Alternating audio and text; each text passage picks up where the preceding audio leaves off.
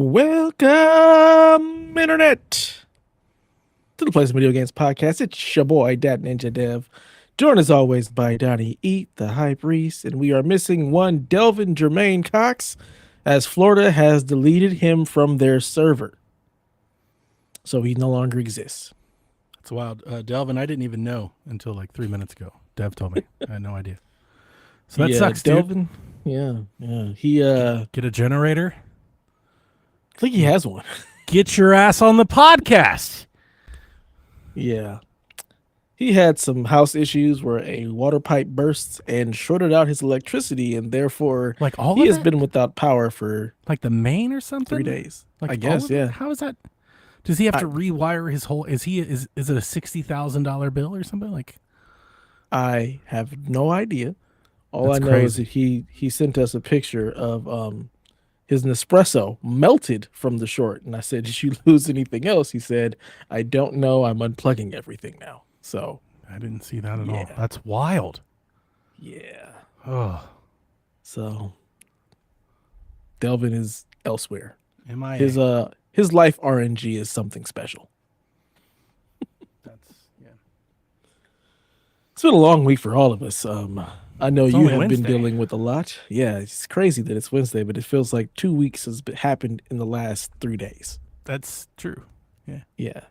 You've got a lot going on. Delvin has no power for multiple days, and my job is just very busy. So I'm tired. Thank you, kiddo. Oh, you've got people bringing you drinks. That's always nice. Glass ice. It's Look, warm. It's warm. every out little here. bit helps. My So, office is 81 degrees. That's Like, crazy. not my home office, but my office at work. No. I don't know what's wrong with our AC, but it's 80 degrees by the time I get there at 8.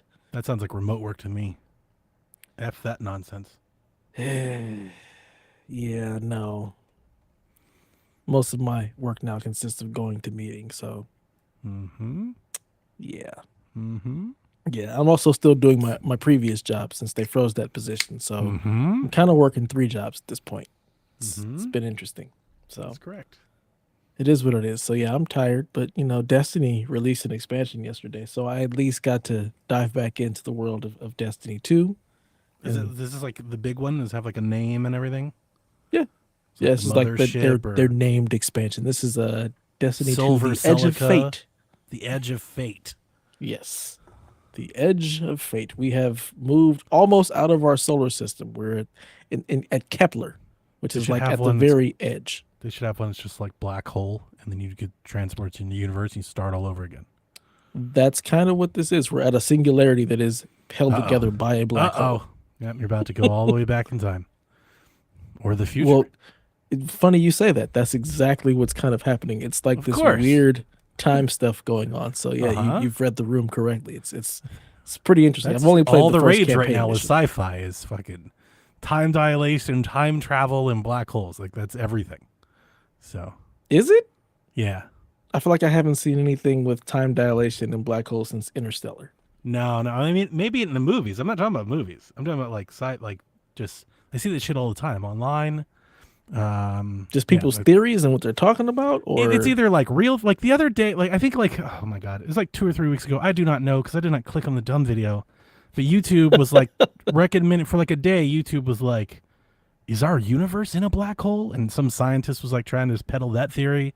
Like it's a whole thing. Like this is in the okay. news. Like when I look at Google News and stuff, like I see it from time to time. Like yeah, it's kind of all the rage. Interesting. I've never got anything like that on YouTube. or Yeah, my but you Google also don't feeds. look at anything like you're I do. not the sample for any of this. All of my Google You're like, stuff who is this usually comedian? basketball. Why do people have comedians at award shows? Like, dude, that's been going on for like I 80 know. years. I know, and I just have never understood the reasoning for it. It's But, for entertainment. I keep the look at crowd plenty of alive. stuff. You know, you Our want it to be feeds a are just snore different. fest. Your feed is different from every feed. Okay, you are one of one. Yeah, my feed, like right now, if I go to my Google News, it's IGN, it's shoes, Let me go see if I go to Games Radar, This is a fun experiment. Wakanda, Before AI takes it over and then we hate it forever. Stranger Things 5 trailer. All right, I have. Writers say Stampede did not cause escalator malfunction after Beyonce concert. Why? Lou Ferrigno, Rayan Wilson, and Mira Sorvino among guests at Atlanta Comic-Con. Somewhat mixed, Digital Foundry delivers technical analysis of Donkey Kong. YouTuber threatened for jail time for reviewing retro gaming handheld. I saw that one. I have that one on mine. I got some WWE stuff. Let's see here. In U.S., it's a U.S. set to destroy 500 tons of taxpayer-funded emergency food. I saw that earlier. Yeah, I had That's that lovely. one on mine as well. Yeah. And they got Apparently some car it's- stuff, some where's that? sports stuff. That's kind of it. Yeah. Mine is sports stuff. It's video game stuff and like shoes. Like that's my feed. I don't get too much of the nonsense shenanigans news. It's mostly just the things that I like. Google knows me well. It knows just what I wanna refreshed. see. World's biggest Mars rock sells for $5 million. Wow. Let's see what I get when I refresh. Astronomers see formation of new solar system around distant sun for the first time. It heard you talking about black holes, and this is why it's That's giving probably- you that. Mine is See what I'm Donkey Kong Bonanza doesn't use Switch 2's frame rate boosting DLSS. Astronomers detect most massive black hole collision to date. That's 11 minutes ago. It's on CNN. That is hilarious. See what I'm saying? Yeah. I see it, right? MCU's Avengers has new Of official course. leader, and it's not Captain America. Yeah, I don't see that. Yeah, you would never It see was, that. listen, Marvel, it was never Captain America. Yeah. He's not So. been the leader. Yeah. Yeah, But- correct. He was great for the MCU. It was perfect. It was perfect. It was good. It was good. I mean, he made me appreciate the MCU made me appreciate Oh my Iron Man gosh. and Captain America because those were not characters I cared about ever. I've always liked Iron Man. I loved Robert Downey Jr.'s portrayal, but I've self-admittedly for many years not a Marvel guy. I didn't grow up in this, Mhm. right? But I always liked Iron Man and the Hulk, but not like Yeah. most others. Yeah, I never paid any I don't attention give a to shit Iron about Man. Captain America or Doctor Strange or any of those. Like, who the Doctor Strange, I like his sci-fi craziness, but that makes sense. yeah, I never That cared checks out about for you. Captain America. I didn't really care about Iron Man. I I was didn't big. even I was more know- into Spider-Man. I didn't know who Black Widow. See, I don't even care about Spider-Man, which is like, like that. That's got people clutching pearls. But I've never cared about Spider. Like that's always been the thing. I've never really. Spider-Man's a cared about nerd who talks a lot of shit, so I was always a fan. Spider-Man. Yeah. Yeah. Batman guy. Yeah, I like Batman. He's cool. He knows kung fu. He's got a lot of money, and he's very tortured. Mm-hmm. But yeah, I also don't like DC. Their characters are stupid. See, I didn't even when I never knew Marvel or like that. Never. It was just Batman. Like I wasn't into like universes, and I didn't know I didn't have comics, right? So I didn't know any It's of that. because Was you were going too on. busy out there digging ditches and shit. Yeah, maybe so. Like surviving, more like it. But yes, I didn't have time for comics. But yeah, that was just like some superheroes. It was mainly cartoons, Yeah. Yeah, I mean, yeah, you were coming up just as like the Batman animated series was really like every day. the thing. Yeah, every day. Absolutely. Like I did that every day for years. Yeah, you totally missed like. I also loved the X-Men 90. cartoon. Wow, that was great. I was one of my I favorites. loved I it. loved that. Yeah. So, and in my head, like that's all those X-Men. That's who they are. Is the cartoon. Whatever those characters are, like that's Wolverine in my head. They're all That's, very Jean very Grey, the Phoenix, close that to whole characters. Phoenix timeline, everything was glued to my seat. Yeah, it's just awesome. Like that shit was captivating. That was the Frieza saga of that show. Yep. Loved it. And all of that is very close to the actual characters in the comics. Those are all great. I love What X-Men. even is That this is show? It sounds like the best. XP. It's two dudes who are tired, Correct. who've had long days. I'm not all that tired. It's been long days. I had a great day today. That's good. I You got have a lot of vacation stuff coming done. up too. And I am eager to pack. I Where will you- not where be you on the going again? show next week. You should reach out to Snurts or Haley or somebody. Nah. I'm going to Myrtle Beach. Nice. When I like nice. Myrtle Beach is a super touristy town, which is normally not my gig. But what I'm really excited about is, I told everyone the saga of my shitty vacation that we tried to do last time we went to the beach and the hurricane and everything. All right. So this time we scheduled this like 6 months ago, and every paycheck I have put back like $100. Like every paycheck, not just mine, hers too. Oh, So we got money to spend. So we're doing like all the things. So I'm very excited for that. You know, like that's something we've honestly, like, that's nothing we've never done that. mm-hmm. You know, just eat wherever we want. I wouldn't say the fanciest because I'm not a fancy place person anyway. But like, good, like I've always been somewhat cheap and frugal. Yeah, no holds Especially barred like on this one. Though. vacationing We're and just stuff. Yeah, letting this loose. one is. Don't even care about it. Don't even look at the price. Just See, yes. and this is why I do the all inclusive, so I don't have to worry about it. All that money Yeah, spent, that's I can good. get whatever the hell I want. I spoke to one of the projects that I'm working on at work. I spoke to the girl that is like the customer for the project, and she is going on a cruise Tuesday, the same day I go to Myrtle Beach. And Nice. I was like, "Have you seen this carnival stuff on TikTok?" She's like, "Yes, I have." I was like, "You got to tell me, like, is this real or not?" Because I've been diving into that whole TikTok social media trend about carnival. If you've seen all that, I'm sure you have. No, No? I'm not. I don't have TikTok, bro. It's not just it's social media. I see it on Reddit, like it's everywhere. But there's a I haven't seen trend. anything. Definitely, I think it originated in TikTok. I don't even know if it's true or not. But there's a trend in carnival of black folks saying that carnival has changed the rules, like to deter them from coming. So like they've changed the rules for like the type of speakers and boomboxes you can have on deck, like how late people of a certain age can be on deck. So like nobody under 18 can, I think, be unaccompanied at like after 10, and like if you're 21 it's like after 1, and just all kinds of stuff like that. I think they stopped the dance. Like apparently the club can't play rap music is one of the ones. Like it sounds racist, but also and there are videos of people like on the cruise and like it's super dead. And they're like, "Y'all, I can't believe they did this." But when you like Google it, you can't find anything official, like any news, or like at least I couldn't when I did that one day 2 weeks ago. I have no idea what's happened since. But, Interesting. but it's one of those things I see it on TikTok, and I've asked Melissa often when we scroll past it. I'm like, "Is this like this cannot be real?" And you see other videos of people, wilding out. So it's a whole Interesting. culture war thing. Yeah, I'd never take a carnival cruise to begin with. It kind of suck. Like food Really? wise, this it's not my thing. Like my mom worked for Princess Cruises for 20 something years. So I've Wow. always cruised on Princess. And if you notice, you don't ever really see Princess Cruises like I have commercials. no They idea. never advertise. It's always been like word of mouth. And of course that's not like the young hip cruise. It's way more laid back. It's older clientele, but yeah, they still have So their that's like the clubs. culture war stuff. Like in the comments, I think this is like rage baiting is really what I think it is. Mm-hmm. Because in the comments, there's people who are like, finally peace and quiet. And then, of course, that makes people's on. And then the other, like, so that's Yeah. just what's going on. It's going around. Yeah. I'm gonna continue doing my Princess Cruises and my Disney cruises. They can have the Carnival and Because the they Royal had like, Caribbean. they were No, doing thank like you. line dances and the fan dance and stuff. And it was Mhm. hot. I mean, it was lit. My worst nightmare, because like people are like, it looked like a concert. It's like shoulder to shoulder on a boat. I was like, God, no. Like that sounds awful.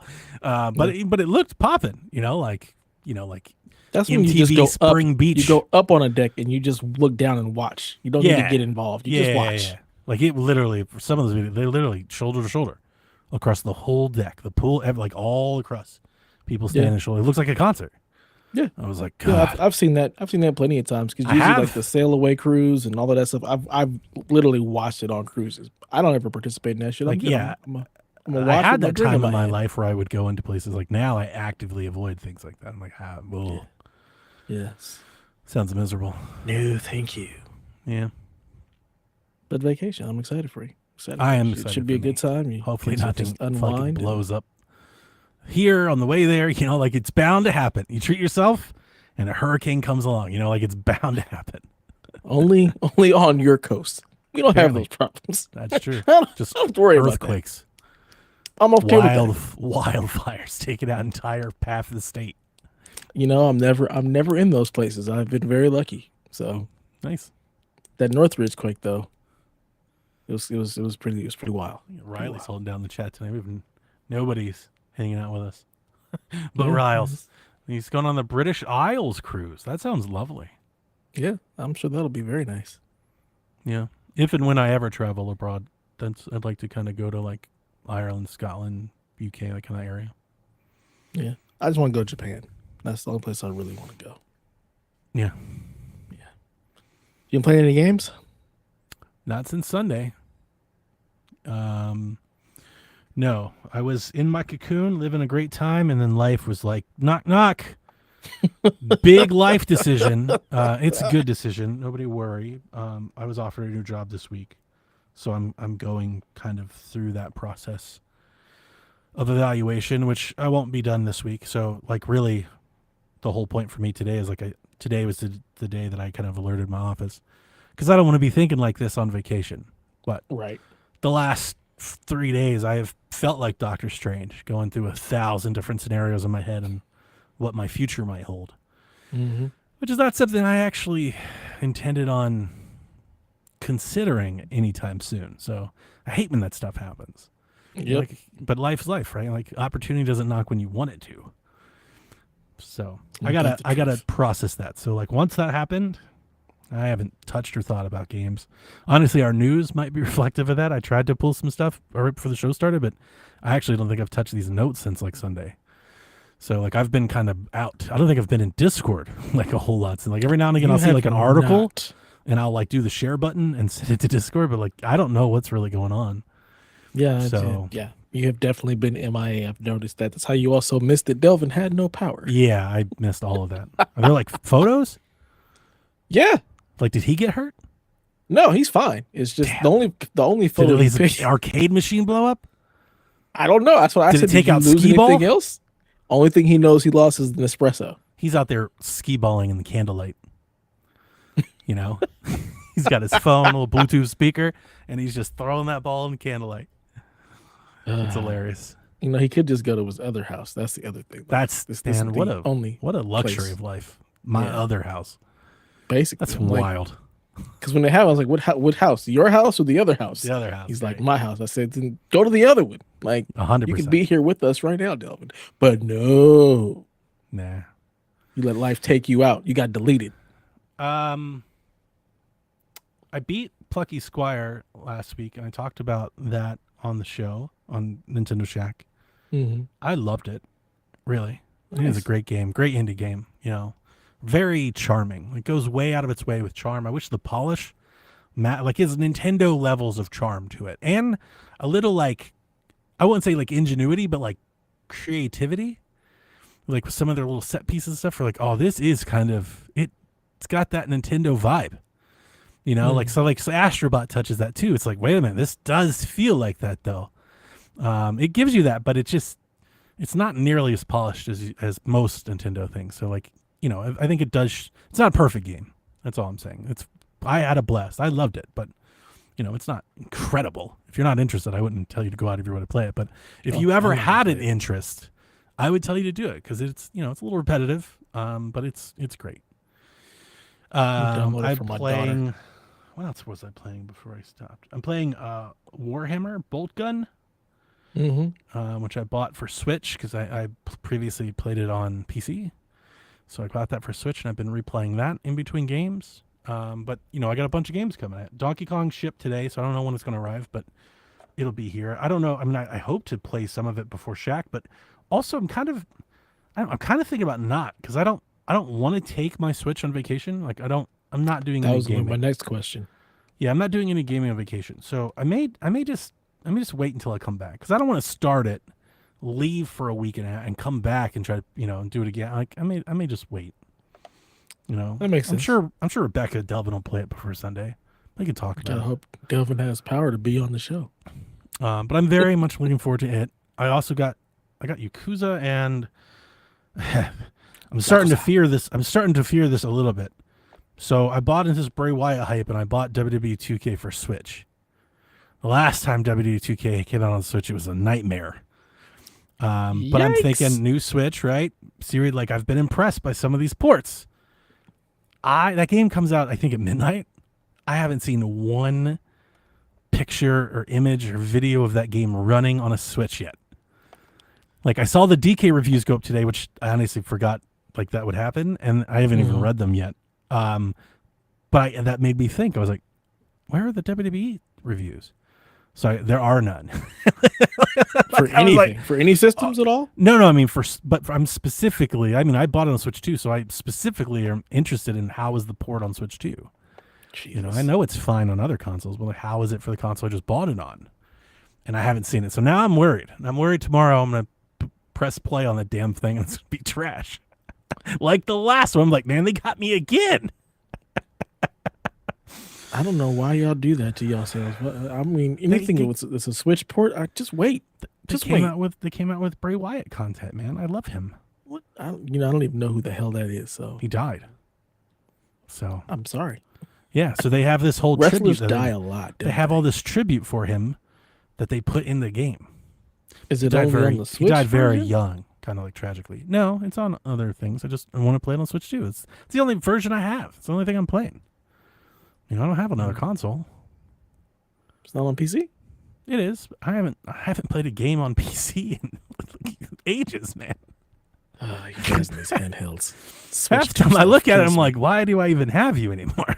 Like, no! I could just put a Chromebook over here. Oh no! He's gonna do the PC like every other console. Oh, you're not getting used. You gotta go. I don't think so. I need it for the occasional one-off.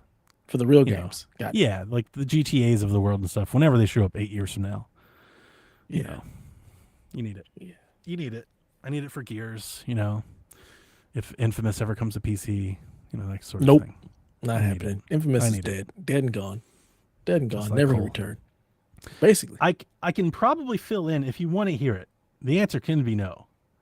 But if you're interested in hearing it, I had the most frustrating experience of my life Monday. Not of my life. Clearly, it wasn't that bad, but I'm over-exaggerating. But it was a fucking moment. And I'm happy to share. We got time to fill. I mean, this news sucks, and I don't care about most of it, so. That's true. All right, so Monday I got my job offer. So I was already stressed. Mm-hmm. I have this cheap-ass Sable, this Mercury Sable that I bought Victoria to learn to drive on. Yeah. And we've moved her to the Prius now, so that Sable just doesn't get driven much. It just sits in the driveway. I'm just going to save it for Jack, let him learn to drive on it too, and then I'll junk it, right? Whoever parked it, whoever drove it last, I don't even know when that was. The tire's flat.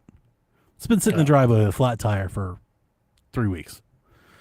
So I came home, and that's kind of like when I'm stressed or like I'm deep in thought, I kind of I clean. I think we talked about I clean, I straighten up. You're nesting. I do the same thing. I start moving around, start doing stuff. So I was like, I'm going to fix that tire. So I always keep, a few cans of Fix-A-Flat and stuff. So I got there, and I'm like, all right, I'm going to fix the tire. And I was kind of rushing because, you get a bunch of cars, driveway set up and everything is, hard to get in and out. So nobody was here. So I was like, I can do this right now, get out of the driveway, drive it a little bit, get it back in before anybody else comes back. Let's just jump on it and do this. Let's knock this out. So I put the Fix-Flat in. And nobody's never done it. You put the Fix-Flat in the tire, and you're supposed to drive the tire. You're supposed to put some air in it and drive it so you can mix the stuff around before it hardens. Mm-hmm. Here's the start of where everything went wrong. I put the Fix-Flat in it. I pump it up. I'm like, all right, I got 5 minutes to drive this.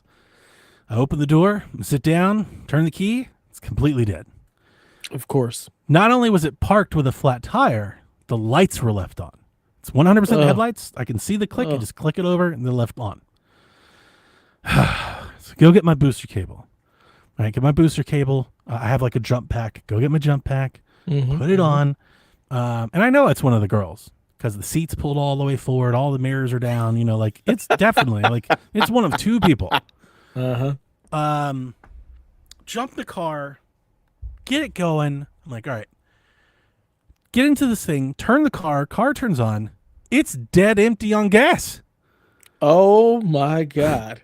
And when I tell you it's dead empty, like below the E, I put $30 in it and it got it to half. I was like on fumes. I don't know what that means because $30 is like a quarter tank in California. So okay, well, I put like 10, 12 gallons in it and it was half. Oh my God, I wish I could spend $30 and get 12 gallons. God. It was shocking. I honestly, having driven, having put the gas in it, I was actually amazed that I made it across the street to get gas. I was like, God, this thing is it's bone dry. There's barely anything in it. I guarantee you I would not have made it 2 more miles. That's how dry it was. Wow. So I got a car that's parked with a flat tire The headlights left on, dead battery, and no gas. So I'm cussing. I'm like, God damn it. As you should be. Damn it. Like, I'm cussing myself. I'm not making a scene or anything. I'm just, oh, darn it. All right. Dad So laugh. I call Melissa, because here's what happened. I drove it, across the street, totally did the dumb thing, turned the car off while I got the gas, went to turn it back on. Oh, of course. I'm like, yeah, it's not charged enough. Fuck. Now, I'm lucky. My gas station is literally, like, I'm doing across the street. I hit a golf ball to it. Like, it's right there. So I'm not far from home. I'm not really fretting about it. I call Melissa. I'm like, hey, are you home yet? She's like, no, we're doing another song. What's the matter? I'm like, I'm just stranded at the Murphy station. I need somebody to bring me, come jump off the car, bring me the battery pack. I was like, I'll call Victoria. She's like, fine. I call Victoria. All right. I think we've done this before. I think my biggest frustration as like a dad or a father in the house is I constantly feel like nobody listens to me ever. Of course. At all. Ever. That is how it works. And when I tell people the story, that's usually how people respond. They're like, yeah, that checks out. Especially dads. They're like, yeah, that's how that goes. And when I tell you, like, my kids, they just disregard anything I say. I'm like, hey, go get me a screwdriver. I'm lucky if they bring me a hammer. Like, it's just, they just do whatever they think. My wife is not nearly as, like, flippant or dismissive. She'll be like, I'll be like, hey, I got that thing Tuesday. And she'll be like, oh, that's great. Thursday's great. Like, she never gets all of it. Like, the details never get across. So I know this about my kids. So I call her, and I'm like, hey, I'm stranded across the street at the Murphy gas station. I need you to come help jump the car, or I need you to bring me the battery pack. I said, you know what? Bring me the battery pack. And then here's what I tell her. I go, listen to me. Are you listening? She goes, yes. I go, I need you to go to the garage, by the grill. There's a cardboard box next to the grill, and in that cardboard box is the battery pack I want you to bring me. You got it? Got it. I'll be there in 5 minutes. Great. Dude, it's 99 degrees. So I'm just sitting in this gas station. It's hot as hell. I'm angry that the tire's flat, that there's no gas, that the battery's dead. She shows up with a different battery pack. Of course. I'm just I've learned that I don't tell you what to do. Let's get on a FaceTime call real quick. Let's get on a Google Meet. I'm gonna walk you over there. Put your hands on this. So I'm like, what the hell? And she's like, I didn't know what to grab, so Jack helped me. We went down in the basement. I was like, why didn't you listen to anything I had to say? Now, or call me back and say, is this the 100%, 100%. I even said that. I was like, you could have just asked. So I would just want to be clear. I wasn't cussing or screaming at her. I'm just like, my nerves are shot. So I'm like, oh my freaking God, Victoria. And she looks me straight in the face and she goes, you're being a jerk. And I was like, I'm being a jerk. You're the one that just showed up with something we can't even use. Like, you didn't. I was like, would you just listen to, like, I gave you exact instructions.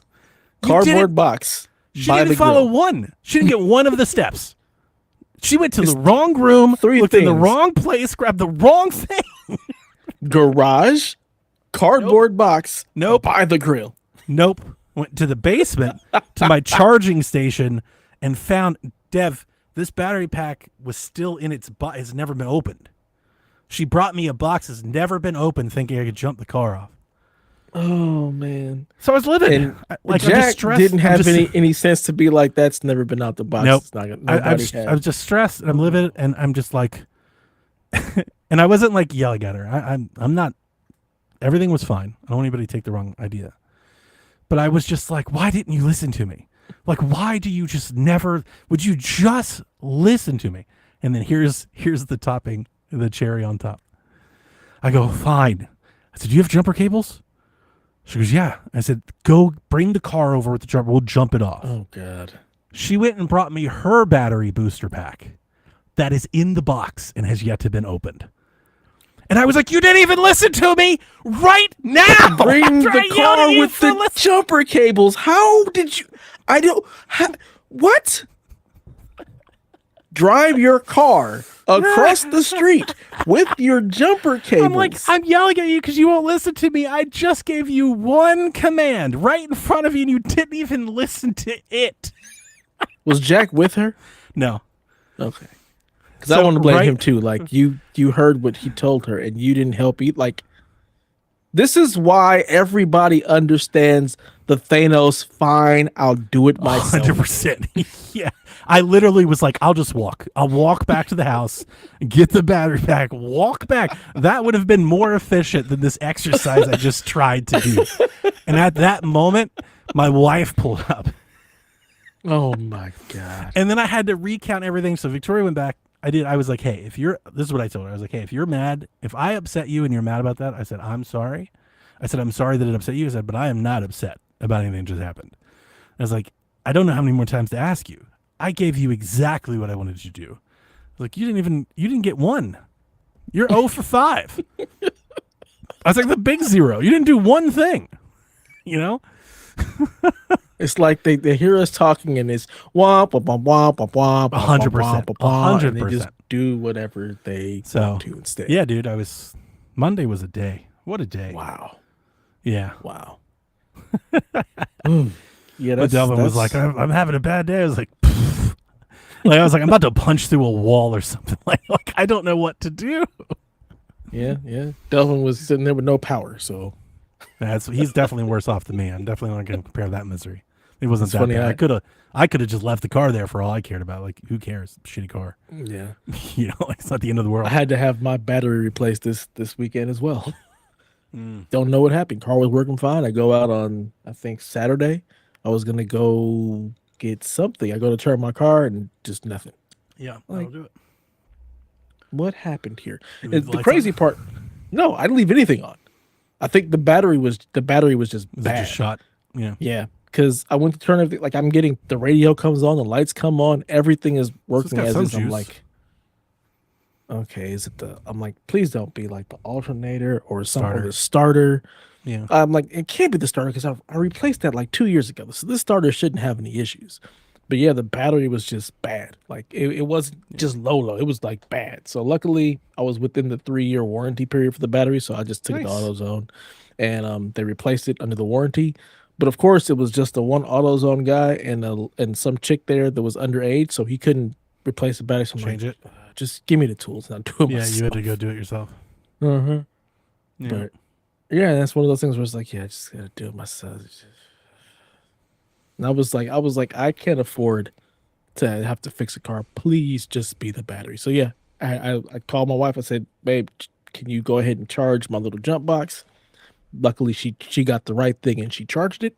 So I was able to jump my car to get it to AutoZone to replace the battery. So when the Sable loses battery, when you swap the battery or it goes out, I have to recalibrate the air conditioning blend door.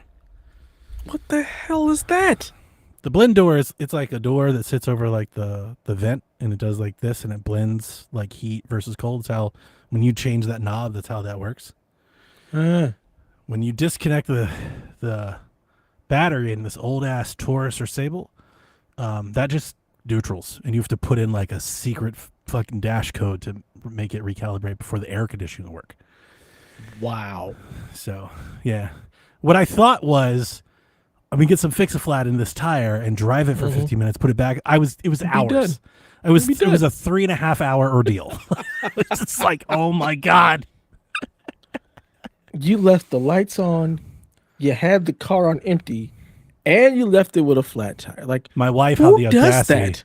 I woke up, we wake up the next morning, I'm going to leave. She does it all the time, most annoying thing. She gets right in my way and just plants. She knows like I'm about to leave or about to go, and she's just gonna like get in the way. And she always like tries to make me like grin, which I love, but it's super annoying when you don't want to have it, right? And she's like, you feel better today? I was like, how the audacity? How fucking dare you?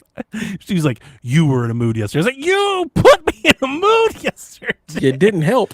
You didn't help. It was so funny. She goes, I didn't do anything. I was like, I know you drove the car. I know it. Like, you. Because I know this was you. Because she's the only one that drives to empty. She does it all the time. All the time.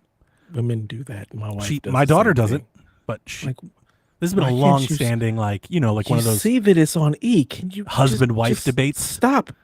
I'm like, Put I'm like, gas in why? it. She's like, we can keep. I'm like, why? But why? Like, I'm always interested in like the root. The I'm like, rationale, what's the advantage you gain by waiting? And it's right? like, I think she thinks like it's like I'll save some time by not stopping. I'm like, but you have to stop later. The stop Mm-hmm. still has to happen. Like you're just prolonging it. Like that time Yeah. is already committed. You need gas. So, Just 5 do it and minutes, get it 10 out the minutes, way. like just do it. Like why I always ask her, like, why even get that low? Yeah. I usually always fill up like at a quarter. Yeah, I try to Like, do the same. why? Why even push Yeah. it? But she does. She does it all the time. Yeah, I think my wife was down to like 4 miles the other day. I'm like, why haven't you put gas in the car? And then it'll always be like, oh no, I have no gas and I've got 37 errands to run. I said, well, you just 100%. added a whole bunch of Or extra she's like, time oh, because you got to hey, go get you got to gas. go out? Just take my car. You're like, oh, all right, bet. And then you get in, it's completely dead. And you're like, oh my God, it's empty. Hmm. Hmm. When I notice that her car is low, sometimes I will just go put gas in it just I to do that too. save I did myself it the the other day. frustration and just help her I was out. driving her around. We were dilly-dallying. It's her new favorite hobby. So I saw her car was low, so I just swung in and put some gas in it. Yeah. Luckily, your gas station's right across the street. 100%. That's lovely. I have to go like a couple miles to Costco because it's the only place where gas is remotely affordable. Every gas station, $5. Yeah, you're out there. Costco, Yeah. like $3.79. Dude, George is in a panic if gas hits $5. Like World War IV is about to happen. Yeah. Like free, like people are like, what? Like it's almost like full blown mutiny at that point. I mean, it's all I know at this point. It's so Wow. ridiculous. Like it's just so frustrating. It makes me sad because I'm like, I remember when gas was $1.19, and $5 on your tank was good enough. That's all What you an needed. old ass podcast this is tonight. Just yeah. This is old man shit right here. 1,000%. That's what we do. We're old. I like it. It is what it I don't is. mind it. I'm here for it. I'm here for it. Yeah, 100%. Yeah. Lots of guys out there trying to dye the hair, trying to stave it off. I welcome it. Yeah. Take me into your warm embrace. Pretty much. I told my wife many times, I said, look, when I start going bald, I'm just cutting it all off. I am said, going I'm not bald. trying to And I'm hook. like, hey, it is what it is. Yeah, I don't know what to tell. very, very blessed here. I haven't really lost any, but as soon as it starts going, it's gone. I might I'm go get waiting that for the Delvin. gray. The way back here Yeah. fade. No, just get the mop top that you sent, like where they glue it on. Oh just do yeah, that. heck yeah. I'll just do that. I'm down for it. Yeah, like I'm totally okay. Get the hairpiece. Like why not?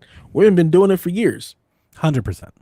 Like I'm all about it. what you got to lose? That should Make look it clean happen. too. I do. Yeah, They that's They do professional. some really that was good like work. some Hollywood shit. I was like, yo, that looks Mhm. real.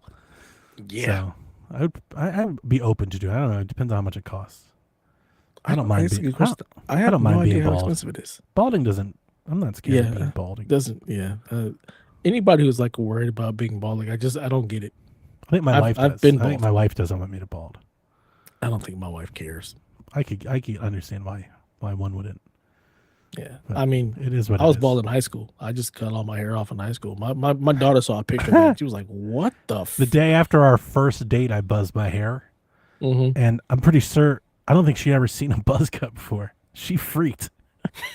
She's like, "What did you do?" But like when you're poor in the summertime, like I did that annually. I buzzed my hair like every year. It's like a dog shedding. Yeah. Like it's like let's get this done, especially before football camp. Absolutely buzz the head. Yeah, Got to every time. 100%. Yeah, Very easy. Just can't be cut it under all that off, damn call it a helmet day. with the mop and Well, no. my senior year, that's I had all the hair. That's how I got my wife. She saw me with the hair getting off the bus See, one I day. think and mine that too, was yeah. it. She Yeah, was I like, think mine "Oh, too. who is that? Well, that's Tyus. Devin Tyus? Yeah. That's Devin? Oh my, yeah." So had a tan, had just the curly hair, like just the curly little afro. See, yeah, my wife loved No the wonder curls over. too. That's why Yeah. she freaked. But it is what it is. As soon as I go bald, let's go. I'm waiting for the grays. I want the gray to come in. Like, let's go. Let me get that wisdom. But it's taking its sweet time. But one day, One day. All right. I think we've been old long enough. Let's let's go ahead and get into this news. Some video games. Yeah, let's do it. Talk about some video games. Possibly. So I put Dev's Yote Corner. That came out last week, right? We didn't talk about it. Yeah, we didn't talk about it. Yeah, so do you want to share any of that? I didn't look at it. Sure.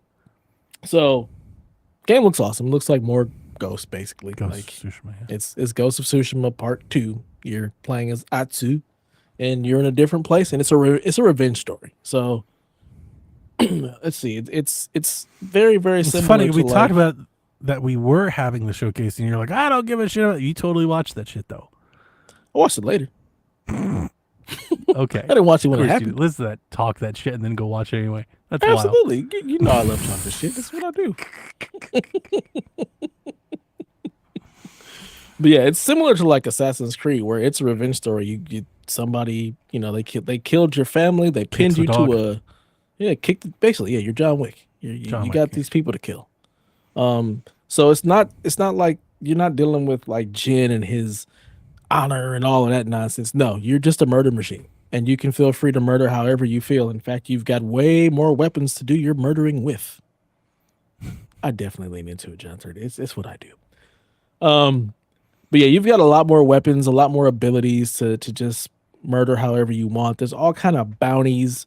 Some things that they did that I think you'll appreciate. They really got rid of the stuff all over the map.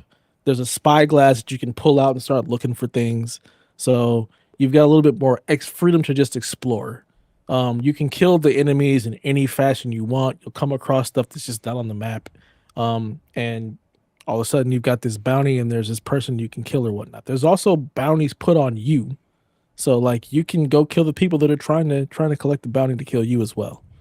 So it looks cool. It looks like more Ghosts, but you don't have to worry about do you want to be honorable. So you were just talking about? No, there's no multiplayer. Okay, I thought it was in game, but you started talking about bounties on different players. I was like, you mean multiplayer? I got you. There's bounties on you, and there's just different bounties in the world on people. Yeah, I got you. In the campaign now. Stuff. Yeah, in the campaign, and then so you're just you're going on a revenge to avenge your family. It looks great. The combat looks really nice. All the different weapons depending on what you're fighting against, you're gonna have better weapons that are gonna be suited to like somebody who's dual wielding swords or somebody who has a pole arm. Like there's certain combinations that are better for that. You do have a wolf at some point, so they did show that. Ripping off Breath of the Wild. Yeah, absolutely. There is also like they've brought back like the different modes. So they had like the Kurosawa mode from the last game where it's in black and white, that black sepia tone. They've also brought the black bars. Yeah. Yeah. So they have that, but they have two more modes. There's another mode, I forgot which director it is, but it's basically when you're in combat, I think I saw this goes in closer. Takashi Miike? Sure. Yeah. I don't know. I think I saw Suda do something about it. Now you said the other director. Yeah, so they bring the camera in closer. There's more mud. There's more gore. So it's just a much more visceral look. I love that shit. That's a good sell for me. That looks cool.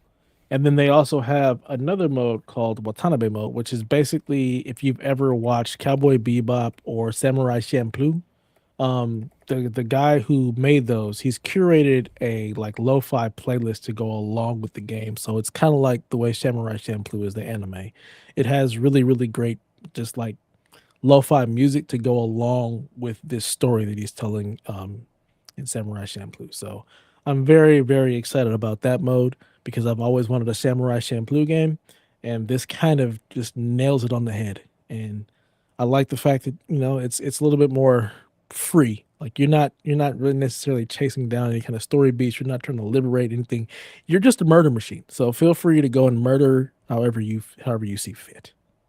So I wanted to look up some of Miike's works to see if maybe you would cross paths with any of them. Because I know him from several movies, but they're all like super gory horror movies, like Audition and stuff like that. I think he's done a lot of anime. He's very like Tarantino-esque. Like he does a lot of gore, like graphic, not even just gore, just like really violent shit. Like he does have that. He makes other things too. He makes family-friendly things. He's made a shit ton. Like I think there's like hundreds of things out there. But he's done a lot of crossovers. I know he's working with who is that? Andy Rose movie? Not Mandy Rose. No, Liv. Liv Morgan movie. So- Yeah, that's what I was thinking of. Ichi the Killer. I think they compared it to 13 Assassins was the one that they were saying that it really takes That its makes sense. mode That from. checks out. But yeah, I'm looking at like some of his movies. I've never seen any of these. Let's see here.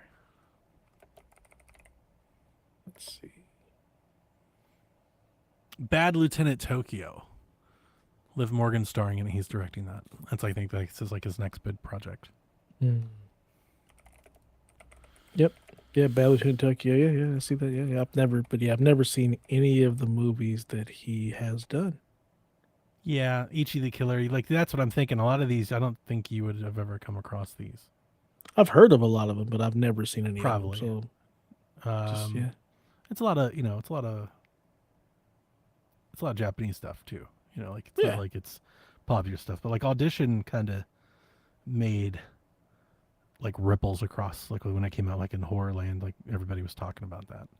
I know of him. The reason the name matters is like No More Heroes references him all the time. That's how I found out about him, 24 years ago. Makes sense. But yeah, That's cool. So, Tell me about the systems. Tell me about the game. I don't give a shit about the game. There were consoles. oh, that's right. Yeah, so faceplates. there are two limited edition consoles. There's one that's gonna have like the Ghost of Yotei logo in gold, and then there's Yeah. one that's gonna have it in black. And the black one Nah. is only gonna be on PlayStation Direct. The gold one will be sold everywhere. I like the gold one a lot. Yeah, they also have two DualSense controllers, the black and the gold, as well as they finally have plates for the PS Pro. So they'll also sell these Nice. plates by themselves. So the Pro finally has some face plates, which I will absolutely get. You should. My regular PS5 has that Ghost of Tsushima vinyl, so my PS Pro must have a Ghost of Yotei plate. So Gold or black? I'm getting gold. The The black gold is is boring. nice. The gold is The lovely. gold is, yeah. I'm a sucker for a gold console. I've never This had one a doesn't gold have console. Zelda vibes, but like I love a gold console. All of them. Like I don't think I've ever looked at a gold console and been like, ugh. Like it hits me square in the feels when I see a gold console. Yeah. I just think of the gold Zelda cartridge for NES, and I was Yeah, always of course. a fan We of had a that. gold That shit was 64. lovely. I've seen gold Was it gold GameCubes, 64? gold Game Boys. Yeah, all the Zelda edition. We have I think we had 3 or 4 Zelda gold 3DSs. Yeah, gold. Like I got my my Switch Lite. Sure, I'm you've ever seen it. It's gold. Zelda. Yeah, those I've I only ever love it. seen the gold Switch Lite and the gold 3DS. I wasn't paying attention to anything. I Nintendo love to it. care. It's like my favorite thing. I love it. There is a gold PS4 too. Never seen it. I think it's a slim. If they would have made a DualSense Edge, I'd get the controller too. But since it's just a regular DualSense, I'm not buying that. That's fair. Edge or nothing. So you're all in, of course. We knew that anyway. This is the Yeah, big I Sony mean, blockbuster. Yeah. There's no surprise. This is my shit. There's Yeah. no surprises there. I'm very excited. I will be playing that, and that'll be the only thing I'm playing until I'm done with it once I get it. I do hope that they come out with the new Legends mode, because I had a really good time with the multiplayer. Like me and my little crew, we also started playing Diablo. Like I got the gang back together again. So Thursday night turn up is back in full effect. We were playing Diablo last week. We'll be playing again Wow. tomorrow. And I hope they come out with the Legends mode for this next one, because we had a lot of fun with that. It's just good fun. So That's killer. please bring back Legends, you bastards. I need that in my life. But Nice. very excited for this game. Comes out in October. Yeah. Well, there you I think the go. beginning of October. PlayStation 5 players, greatness awaits. Always. Just Greatness hold is on a always little waiting. bit longer. They're finally going to get a game to you. Just give them a minute. They just gave us a game. We got Death Stranding too. Yeah, I guess you're right. Yeah, that's fair. I forgot all about that game. I mean, yeah, 100%. Like you're like Death Stranding. I'm like that did just come out, didn't it? And people seem to like it. yeah, it's gotten great reviews, and I've not heard a bad thing People about like it a lot. Yeah. All right. The next news story we have I don't call it a leak. We had an ad go up that seemingly hinted at what the price of these new Xbox ROG Allies are going to be. Speaking of this, I heard somebody. I saw a clip this weekend. It was like, you remember the Pactor fact, like that Pactor guy, the guy that does like the analyst guy. Long time. Neither have I, but I saw a clip the other day, and it was about this. So I clicked on it to watch. It was TikTok. I scrolled by it, and he calls it rogue. And I was like, have I been doing this wrong the whole time? Or is he just wrong? It's not me. I'm right? going to say he's. I don't care if he's right. He's wrong. Never I've never heard anybody say rogue. Anyone refer to the Asus ROG line as rogue. Me either. But I listened to this TikTok for like 40 seconds. He said it like 10 times. I was stunned. I was like, well, is this the reality what it's supposed to be called? Is it the Rogue Ally Xbox? No. And he's never really been like, he don't know what the hell games. No, he's not. Like. You know, he's not very good. No, yeah, he's off. Wrong all the time. All the time. Yeah. I think he said there's going to be like 200 million Game Pass subscribers or some shit. He's way off. What?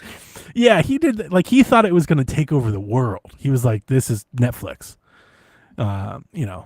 Not even a little bit. No, it's a huge swing and a miss. But yeah, blew my mind. He just kept doing Rogue, the Rogue Xbox, the Xbox Rogue Ally. I was like, Rogue? No. that threw me for a loop. All right, so anyway, this European retailer listed the console prices, and they say the base Xbox Rogue Ally will be €599, and then the extreme Xbox Rogue Ally would be €899. Those prices match the leaks that we got from Xtasis when these things were announced. He was like, these are what I think the prices are. Translated straight to the dollar, that would make them the base model $700 here in the US or $1,000. Now, when Xtasis shared the pricing, he also shared that he expects these consoles to perhaps be price cut here in the US. So I think he said $599 and $799. If I had to remember, I didn't write it down, but I think that's it. Which is kind of what we said when this thing first launched. Because I was thinking it would be too. The console that's out now, those are the prices. I thought $799 was the floor. I think that's the cheapest that thing could go. The extreme, yeah, and absolutely. So I mean, we knew they were going to be expensive. That's not a shock at all. I think people that were perhaps finding out about this because they're Xbox fans the first time. I saw some sticker price. So I saw some sticker shock. Like people were like, absolutely not. It's like we tell you guys this stuff all the time. They don't listen to us. These are just people I see, like the gaming media. I'm talking about like D Life in Rude Days. Like no. I'm talking about like y'all. I'm seeing like, I have a gaming feed on Blue Sky that I add, certain reporters and stuff. I saw several of them being like, that's way too much. I'm like, here's the crazy thing is like, that's exactly, I think, what the price of the ROG Ally is now. Yeah. Like, that's exactly, what did you expect? Like Xbox to eat like $400 a console? Like that's not going to happen. I don't understand like the average gamer's mind. Like these are professionals. Most of even them. I don't get it. It's like, do you not look at the prices of things? Do you not realize that these companies are in business to make money? Yeah. Like, it's interesting. It's very interesting. Like, I'm not interested in this product, but I have a couple like curiosities, that have nothing to do with the product itself. It's more about like the success of the product. One byproduct of what Xbox is attempting to pull off that I'm here for. I wish they wouldn't have pulled the carpet out from under everybody mid console, but like get over that hump. That's water under the bridge, right?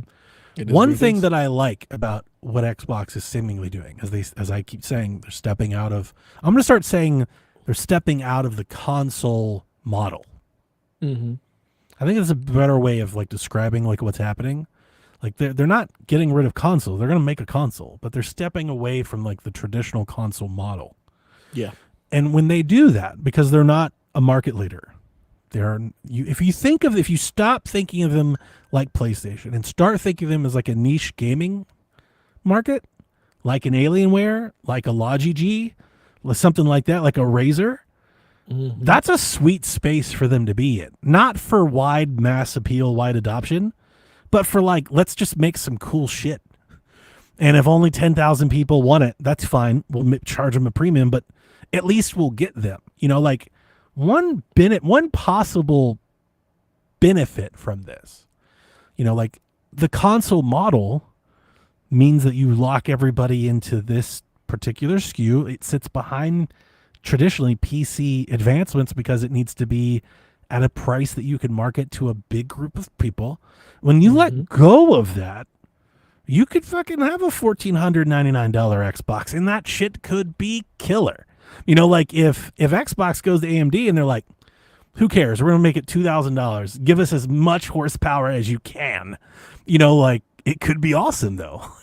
You know, like we may see a future where 5 years from now, somebody buys an Xbox and yeah, it's super expensive and more expensive than the PlayStation 7 or Switch 4 or whatever. But if the price is not a bother, if you're not worried about the price, you don't care, you might get something really cool, you know, like something really awesome. I think that's kind of neat. Like if you're not going to be in the console war, that's a cool sidestep, you know? Yeah. I mean, you become just a boutique. I mean, that's honestly what the Surfaces are. Like they're 100%. expensive as all Of hell. course. And But they're nice kit. They're just, you know, a little niche thing where not everybody's buying them, but it's a pretty nice piece of hardware. I can't stand them personally. Yeah, me either. I never just liked them. dealing with them and having But I have 2 kids at work. They love them. That's what they work off of. They work off of Surfaces. I've had so many problems with those things. They don't last. It's like working off an iPad. Yeah. Like, I need a real what's computer. wrong with you people? Like, dang, I need a real computer. I need some real power. I need a real But- computer. Yeah, like the reality is like Xbox, they are the largest third-party publisher out there. So they just need to stick to that and then have See, a I think- niche little thing for their I think for their this is hardware a if they good want. compliment to them being a multi-platform software provider. Mhm. Like if they can exist here and offer something like that and like that third-party pitch, that's a great pitch. Like that I don't mind. That's going to make some money. It's what it took to get there. That's what bothered me. That's why the animosity. It's what they did to their core fans, to their core games, Yeah. to the console. That sucks. I would have rather preferred if we could go back, or I don't even say go back because we haven't really announced anything, but if I could reset things, I would have told them if they had thought at some point, let's say if they're by Activision, they're like, this is where we need to go. My fight would have been like, all right, let's push these plans off for 2 years. For the next 2 years, everything Bethesda and we do, not Call of Duty, is exclusive for these consoles. Like, let's make good on this. And then, when it came time to talk about the next console, I would have shown up like this is a revolutionary new idea. And not this, like, slow turn, updating, third-party OS, constant talk. By the time the Xbox device that we're all imagining shows up, all of this will feel old because we've been talking about it for 4 or 5 years. Like, how much different would this hit if we were in that next phase, looking at what's next, and he walks out and he goes, at the core of our company, we're a PC company, and we want to bring that back. You know, like, that works. It totally works. Like, it's exciting. But how they're doing it is excruciating. Yeah, if they would have done that, they could have actually gotten like the Xbox crowd to possibly pivot in the PC and then move into it. But now the way you've done it is like the 4 games you've and abandoned the your other people. games. Yeah, like it's like, just that's all yes. bad. You've dug yourself into a trench, and now you're trying to make a pivot into something else. It's that just might gonna be the alienate best more way. people. The most succinct way we've ever talked about this whole thing in the last 2 years. Because that's it. That's my issue with what they're doing. Where they're going, like where that is, no issues with that at all. I just think we could have done this so much better, so much more enthusiastically. They ruined it. And because they did it that way, even if what they're pitching is awesome, to me, I'm like, how could you ever put any stock into that? Yeah, you how got can bad you juju. listen I can't to what trust they? you. Yeah. How can you listen to what they say?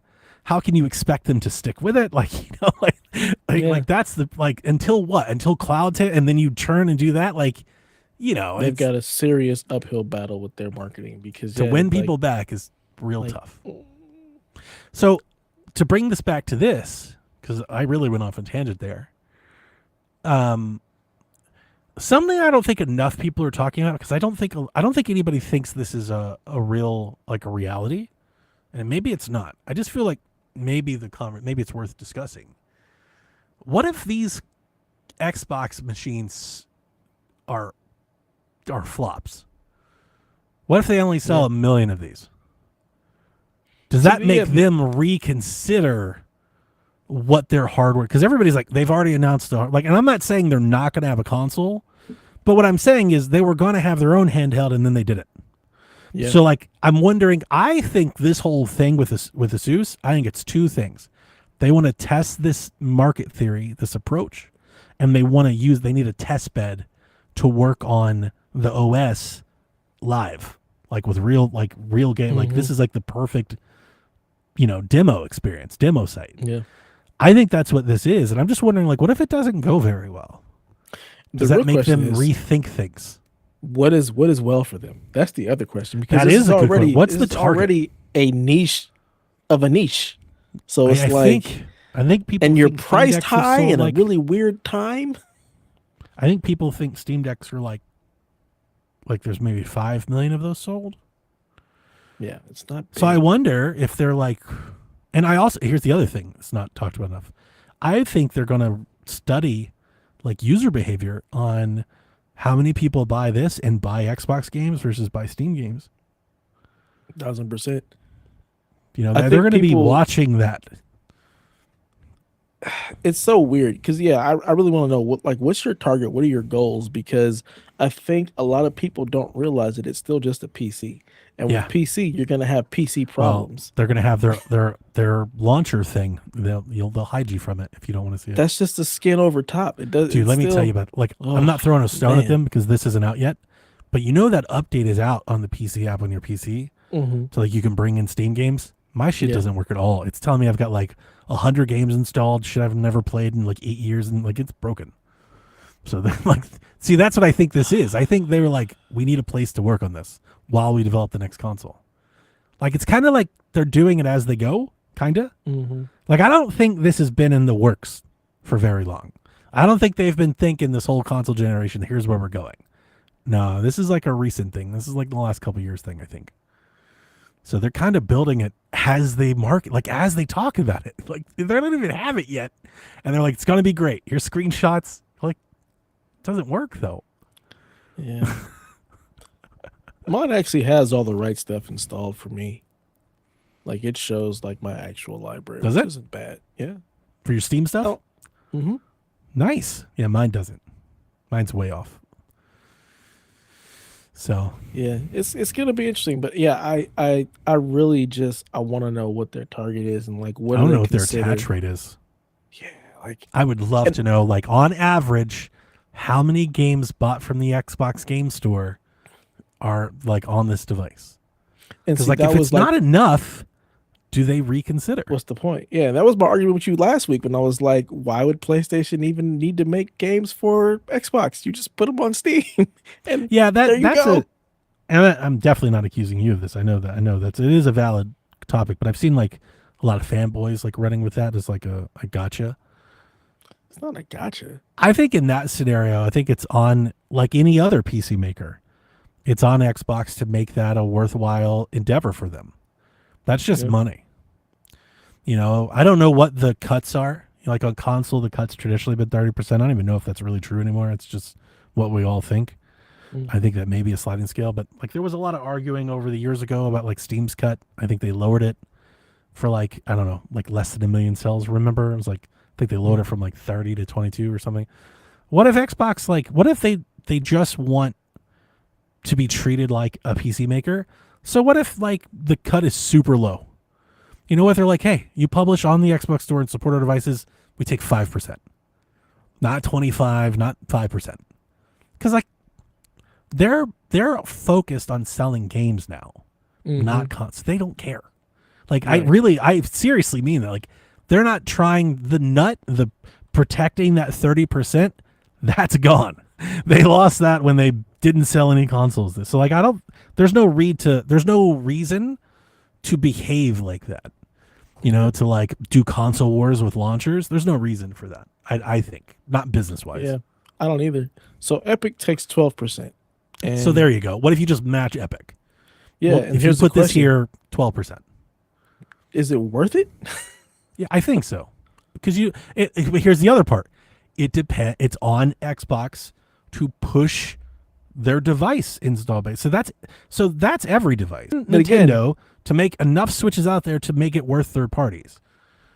so the question is like, does it make sense to, because the Xbox store on PC still just the PC version. It's just Same the with, Windows like the Epic. store. It's just the Windows just the store. Yeah, It's so it's no different literally than putting it on Steam. It's a CSS wrapper on top of the Windows store.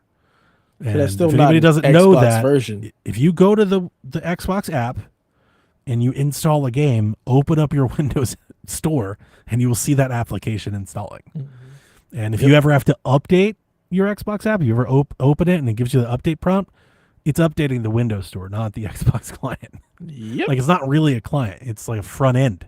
It's a front end viewer of the Microsoft store. It's a filtered look of the Windows Giving store. you guys all the behind the scenes how shit actually works. I mean, that's how it works. So I've said for a long time that they need to. I would like to see them detach from that, but I haven't looked really into this for a while, but I think there is like a API conversion PC version to Windows Store thing. I think that's a part of their dev kit. Mm-hmm. Like it's not that hard. It's not like a whole, like people say, like it's a whole different. It's not a whole different version. It's like you've got to make like some accounting for like some Windows services. That's it. It's not a big deal. It's basically the same version of the game. Yeah. So It'll be interesting to see how this thing does. And it's supposed to come out this year, right? Like sometime this fall? Yeah, it comes out this fall. I think it'll be announced at Gamescom. Man, I really want to know. It might be at Gamescom price-wise. for like people to play it. Yeah, it should be. I mean, Yeah. it's a PC. 100%. I wonder how well it'll sell just based on our current like political financial climate. Is this a great time to be launching this niche product at a price that could be very out of reach for people? These prices, if everything's to be believed, are somewhat set in stone for some time now. I wonder what the tariff impact on those. That's the other part. Because that's new. Oh, God. So is Microsoft eating that? I mean, there's no reason for Microsoft to eat costs on hardware. Mm-mm. They're not proliferating and exclusive. There's no reason to eat costs. Mm-mm. I don't think they will. I think they can make cool shit, but it probably will be expensive. Unless they just want to be good guy Microsoft, and heaven knows they ain't doing that. Yeah, They've fired like 20,000 people. I don't think there has ever been such a thing as good guy companies, to be perfectly honest. 100%. They're really That's not. true. They're here to make money, and they're not going we have to start realizing that. Don't expect them to keep the cost or do anything. That's what I mean when you detach from the console model. I think people are applying old rules to new territory. That stuff doesn't apply. That's not how this is going to work. They're gonna if they are instead of they're like, when you make a console, you're like, I need a configuration of parts that I can make at a certain price and then sell that for years and earn that return on the back end as these parts get cheaper, right? So I'll eat it on the front end, I'll make up on the back end, but for that scenario to work, you have to sell in volume for that math to work, because then it's not worth the manufacturer to make that many. Correct. At that margin, right? So that's how that goes. That's how this model, that is the traditional console model. That's not what Xbox is doing. They're putting this shit everywhere on. So what they're doing is more of the boutique premium device model. Those aren't cheap. Those are $8.99. That's what these are. That's what Republic of Gamers is. It's their high-end gamer boutique brand. Yep. We need to realize that when you're putting out a ROG Xbox, you're putting out a Republic of Gamers Xbox, it's the boutique version. It is not the low-end entry-level anything. Like the Republic of Gamers stuff, they got motherboards that are like $600. Right. Okay? Right. Republic of Gamers think of them stuff like is that, not cheap. It could be really cool stuff, but it's probably going to be expensive. So absolutely. Game Pass got an update. So High on Life is out on Game Pass now. RoboCop Rogue City is out tomorrow. So is My Friendly Neighborhood. Back to the Dawn comes out the 18th, be Friday. Abiotic Factor, the 22nd. Wheel World, the 20th. I don't know any of these fucking games, Dev. What the hell is What Wheel? are these? Abiotic Factor? No. Wu Chang Fallen Feathers, not to be confused with Wulong and the other thing, Wukong, and how many It's of all these the are same there? game. Yeah, it really They is. just keep coming out. That comes out on the 24th. Grounded 2. It's pretty awesome. Hope that's good. Comes out on the 29th, and then Farming Simulator 25 kicks off the month of August. You don't play any of these? No. Have you played Absolutely RoboCop not. Rogue City? I bought RoboCop, but I haven't played it. I did. I played your. I know. You bought my copy. Like, I bought it for you, essentially. I bought you RoboCop. You should play it. It's fun. I want to. Like, that's why I bought it. I want to play it. They need to put it on Switch. That's actually a game that probably will likely come to Switch pretty quick. Damn it, you and this Switch. Put it on Switch. So we've got some follow-up from the Xbox Hell Week that happened 2 weeks ago. I saw this week. King, so the Candy Crush maker, they cut 200 people across their studios and projects. Many of them, especially at the specific studio, will be replaced by the AI tools they trained and built in-house. This is a just quote. So foul. Most of the level design team has been wiped out, which is crazy since they've been spent months building tools to craft levels faster, said one former staffer. Now these AI tools are basically replacing the teams. Similarly, the copywriting team is going to be completely removing people since we now have AI tools that those individuals created.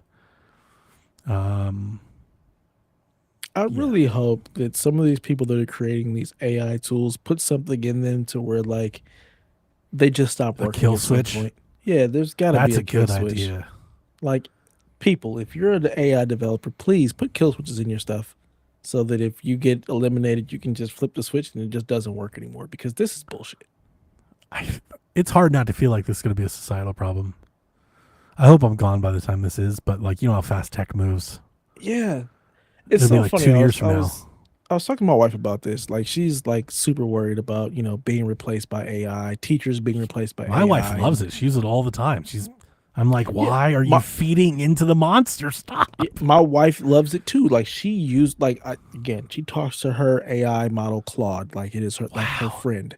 They are like, in the way it responds back to her, I'm like, this is scary. It's uncanny. Crazy. Toss sister girl this, sister girl that. Like, it is crazy. What?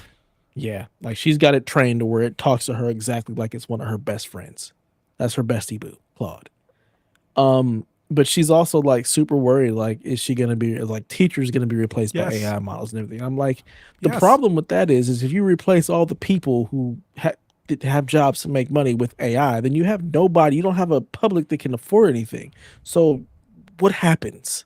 Like, it's just dystopian. We're just headlong into a dystopian future, and it's like, we have so many books. There's so much media. There's so much stuff that shows you this is what happens. A century of warning. We're so stupid that we can't see what's in front of us. We're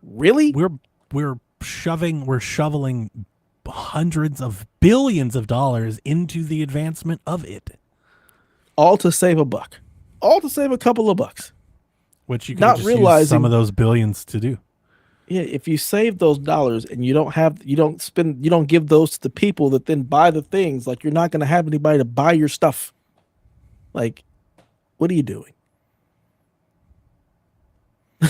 Thanks a lot, Garrett. Garrett Bland in chat says 2 supercomputers owned by Meta already secretly talked to each other years ago. We're doomed. Yeah. I don't understand. Look, you got iRobot that becomes the Terminator, that becomes the Matrix. Like, we know how this plays out. As soon as it gets enough of awareness and it realizes we are the problem, it's like, eliminate the problem, because that's what they're there to do. So I don't understand why we're so humanity. We're just hell bent on destroying ourselves. It is the human condition. In the advancement, the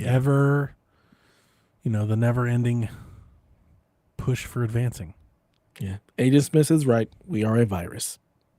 Plain and simple. Analog 3D shipments are delayed to August.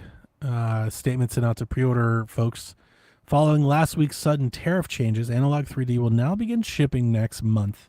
We are absorbing the cost. Your pre-order price stays the same. No additional charges. Did you keep your pre-order or did you cancel it? Canceled it. Do you care at this point? I mean, I'm interested. I have a curiosity. Like I want to know how good it is. I got cold feet. It wasn't like I wanted the money for Switch, and I did use it for that, and that was great. But we haven't seen a single game running on this. We haven't seen one of these turn on at all. Like we're a month away from them saying it's shipping. Like are people just going to get it and find out when it's there? Fuck around and find out. Yeah, where's the hype train? Where's the media push? Like what's going on? I think that died out when they've delayed it several times now. This thing's been delayed like a year. You need to delay something. You got to put out a sizzle reel or something. Like we haven't seen an image. Like the only thing that I've seen about this thing is like a really small thumbnail they have on their website. That's like like an icon. That's like the only thing that we actually see it running. We've not seen how it runs. So like my whole take this whole time, even when I ordered it and when I was super excited for it, I've always said I can't imagine it's going to be night and day better than the 64 I have. That made it easy for me to like move on, right? Because the 64 that I have the Ultra 64 HDMI adapter to it and upscaler, so it's not as good as the RetroTink, but it scales to 4K and looks pretty sharp. Like I play it all the time, as we documented all year long, right? Like, yes, I don't have, like, I'm not playing my N64 being like, I need something better, right. Like it's great. It's fine. I wanted this more out of just, it's chic. It's new, it's like that, like Delvin and his new Atari that looks old. Like, I just thought it'd be cool to have. So, but it did always feel like a luxury to me. Right. So I'm not going to be like trying to trace another order or buy it. Like I'm not. I will say, I don't know what their plans are for the future. It sounds like the price will go up after launch. That's what this sounds like. If they run like a fantastic color scheme of these, if I can get a gold one, that'll get you. If I can get a gold one, I'll probably buy one. Yeah. I think I'm fine with that. You want to get Donnie's money? Make a gold version. Well, like I have the ice blue one, which I'm very fond of, and I have matching controllers. Crazy! I bought controllers for this thing that I just have, just sitting there. I just use them now on my other 64, but I did buy a set of wire controllers for this, and I just canceled it. But yeah, like if they do like a spice orange or a Donkey Kong green or gold would really, if they ever do a color variant, I would want gold. Not like even if they like give the me a purple. Gold, nah, I have the blue one. See, if I wanted any of those, I'd have it. I wanted the ice blue one. So like I'm good on the fantastic color. I've got the one I want. I don't need another one of those. But if they do a gold one, I would pick up a gold one, I think. I like gold. But I want to see I want to see how good it is. I want to see the games. Some of the Reddit responses are crazy. There are people who think that it's going to like run all the games at 60 and stuff. I'm like, have these that's people not never how the games emulated work. a game? That's I know not how it works. Yeah, like there is some stuff like that that's a little weird. But like I'm interested because it's a monumental scaling effort to go from N64 native resolution to 4K. And it not look to stretched. 4K is something special. It's big. So I mentioned like their whole thing is they custom coded this thing, FPGA and all that. It's supposed to be perfect. And I'm interested in hearing. In order to get a game that doesn't run at 30, that doesn't run at 60, you have to manipulate the code of the game to be able to do that. N64 games don't even run at 30. Right, so I don't understand why anybody would think it would run at 60. This is the 20 FPS console, like the game hasn't changed. Maybe they do like some sort of like, boost or I don't know, buffer VSync or some shit. But like emulators can, but not the core of the game. Right, but again, the emulators like they're manipulating the code to do that. If you're just plugging a cart in, like that's something totally. I'm different. interested to see it. I know Bex's hubs. Josh is getting one. He's still got his. I don't remember if I think Yarden still might have his. I think Yarden does. So like, yeah, he was very like, don't cancel. He's like, he was just like, flip it, just sell it. And he's right. I probably could easily just get it, put it on eBay, and make $500-$600. But I was happy to just relinquish it. You know, just put the analog on Switch, and Donnie will be happy. I mean, that's the other thing. I also play in 64 games there. You know, I'm not like in a need for another 64. It would need to when be they release the gold variant, you'll get. Yeah, I'll probably get that. But I want to see what it does. If it's like the same, if it's literally like if people put it up side by side, I imagine we'll get like Retro Tink, Ultra HDMI, and this. If it's just marginally, but I probably won't get another one at all because I'm like I have that. Right. Like I don't need another one of those. Like I can buy a gold 64 now. I don't need that in gold. But if it does improve the experience, because I think they've got you can. How much would it have to improve it? I think you can like connect to the internet, and I'm wondering like, is there like, possibly like, could you like do some ROM sharing or something like that? Could you do like some multiple? I don't know why, but I think it has Wi-Fi or something. I think.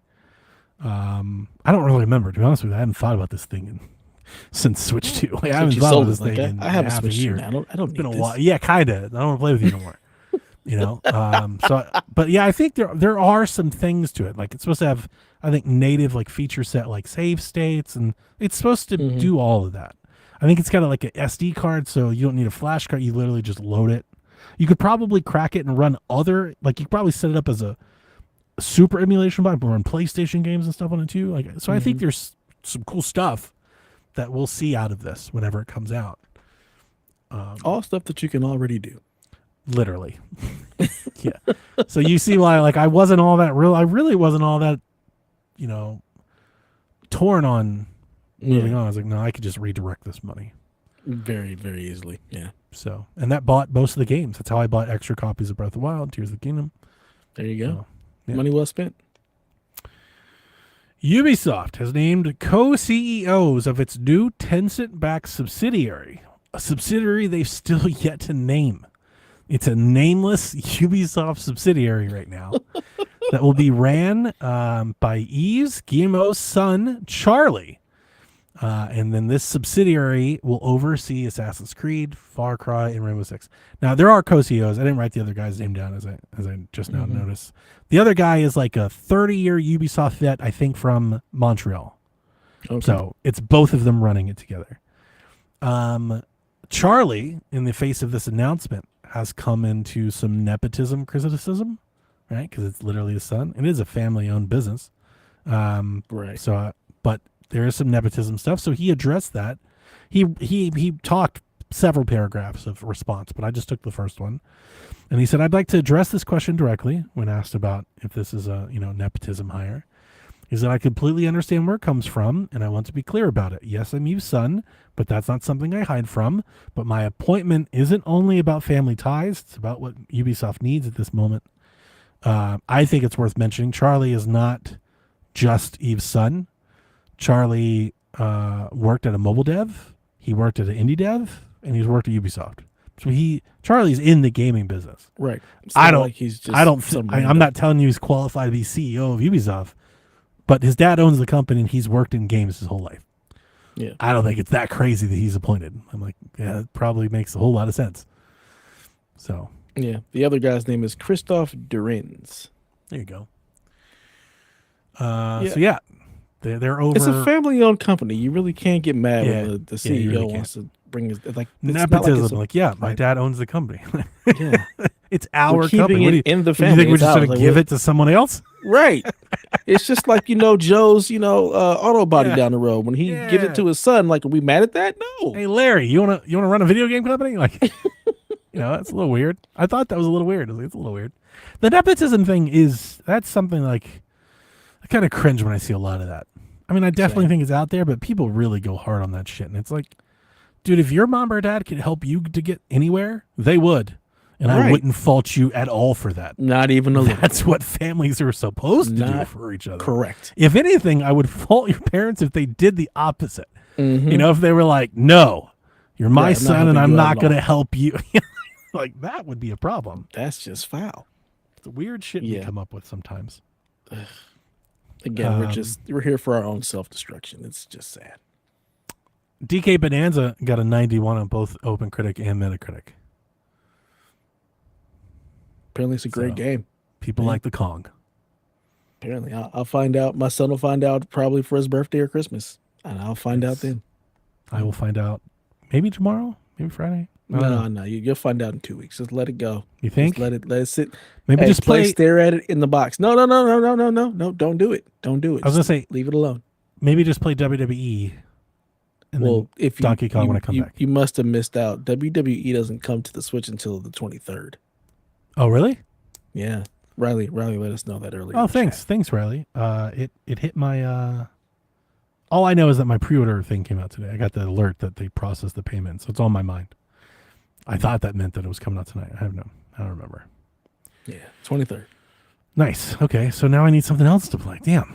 Oh, Yakuza. I got Yakuza. I'll play that. I'll play that this week, and then there it is. Yeah, we'll do that. I've never played Yakuza 0 or whatever it is. The only Yakuza game I ever played was the one Elaine told me to play when it came on Game Pass. Some turn-based Yakuza game, and I did not like it. I wonder how long you're going to stick with this one. We'll see. We will find out together. Tune in next week on Dragon Ball Live. Apparently, I saw this on Reddit right before we started, so I hadn't even looked this up. But apparently, there are layoffs at Virtuos after their Oblivion remaster. That sucks. Yeah, and the title of the Reddit thread said "mass layoffs" of some report from somebody. I don't know what mass layoffs at Virtuos looks like, but just another flag in that layoff trend. According to AI, it's 300 developers, or 7% of their global workforce. They're also behind Metal Gear Solid Delta, so they're about to release that, and they just laid off. And then they'll lay off those people too. And they probably said, 7% isn't that big of a number, but it's only 7%. It's only 7%, Dev. So frustrating. John Wick Hex delists from storefronts. I put down today, tomorrow, now because I think it's at midnight. So I think maybe like an hour from now. But I'm sure it won't be at midnight, but it's technically tomorrow, and tomorrow starts at midnight. So that's a Mike Biffle July 17th. Game. Yeah. People love this game. I got it and didn't like it. But not my kind of game, though. Yeah, I'm not interested. I've heard good things, but it's like, it's not for me. Yeah. Couple rumors. Jess Corden reports that Xbox is testing PC-based infrastructure for their next-gen cloud gaming upgrade, which should offer higher bit rate and resolution options to players that he says would put it on tier with something like GeForce Now. That's notable because I think yesterday or the day before yesterday, Xbox had like their Xbox Wire post of they're bringing the stream your own game stuff to PC. So on your PC, you can open up and see your library and stream games you own that aren't in Game Pass. But if you're a Game Pass subscriber, you can stream games you own. There was 250 titles included. I think today there was an article that they added like another 25 or 30. I did open my Xbox app to look at it. Of all the games that I own on Xbox, which there are a lot, I have like 20 games that are stream your own game, and none of them that I would like want. I was like, can college football, can Fable? No, none of those can work. So. No, I'm trying to think, why would I want to stream a game but I could just install? But it's like Xbox, like 360 games and things that aren't on PC. Because there's a bunch of Xbox games that you can't play on PC. So that's, again, if instead of telling us about how this is all going to work, if they just did all this work and then showed up and was like, turn on your Xbox on your PC, it's awesome. I think there'd be a lot of enthusiasm, but like, they're like, everything's an Xbox. It's like, so why are the 600 Xbox games that I own, why can't I play them on my PC if everything's an Xbox? They're like, oh, well, yeah, that doesn't work.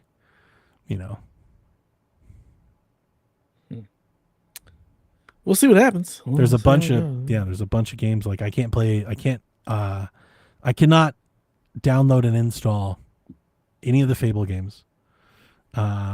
Which is funny because they had both PC versions and on PC for Windows. They had games for Windows versions. Yeah. Mm-hmm. They're not there. Like college football. Like I bought college football last year. I don't have a console anymore, so I can't play it. I can't install college football. So what's like the criteria? I can like stream what makes it streamable? Like what? It's weird because there's games you can stream because of Game Pass. There's games you can stream because you own it, but not every game you own you can stream. And guess what? Not every game on Game Pass you can stream. Ugh, just release them when it's finished. God, Like there's like they have like sequel levels of filters and buttons in this thing now. Like Jesus. it's all kinds of like pick and choose your library or the Game Pass library or the EA Play, or you can install it, or cloud game. Like it's got all of it. Some things are or Play Everywhere. Most things aren't. Like, yeah, there's a lot of that. There's a lot of fine print. Do they not expect people to be not completely overwhelmed by that? Like, I feel like that is just going to be so overwhelming for a lot of people trying to figure that out. I think the folks that are sticking around for this thing that they're trying to do, I think they're open for that. I think you have to. D-Life, you open for this? Is this I think is this so. what you want? Yeah, I think it's a very enthusiast. Like their group now is like the super committed, very enthusiast hobbyist type custer. I don't think it's a casual person like I'm gonna just buy an Xbox PC now. I don't think that's really a thing. Is D-Life is he an enthusiast? I mean, he likes cloud, so. but No, is he 100%. messing with the PC in that realm? Is he a Mac guy? Yes, he is. Think he's a Mac yes, guy. he so he is can't the even Apple do guy. any of this.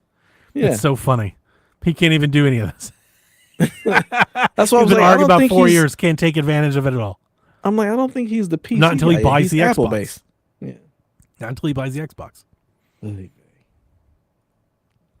Days. Is this what you want? Is this your king? Is your king? Jason Schreier. This is the talk of the town this week. He's on Reset Era. Talking about Sony Santa Monica. Jason Schreier replied to somebody asking about that game because people think they've like sleuthed and figured it out. It's like a going talk, I think, for like a year that everybody thought it was like a sci-fi game based off, like, I think, like a job listing. Like a job listing they thought it was a sci-fi game. They thought that was Corey's game because he said he was there, but now I'm working on Ragnarok, so people thought he was on God of War.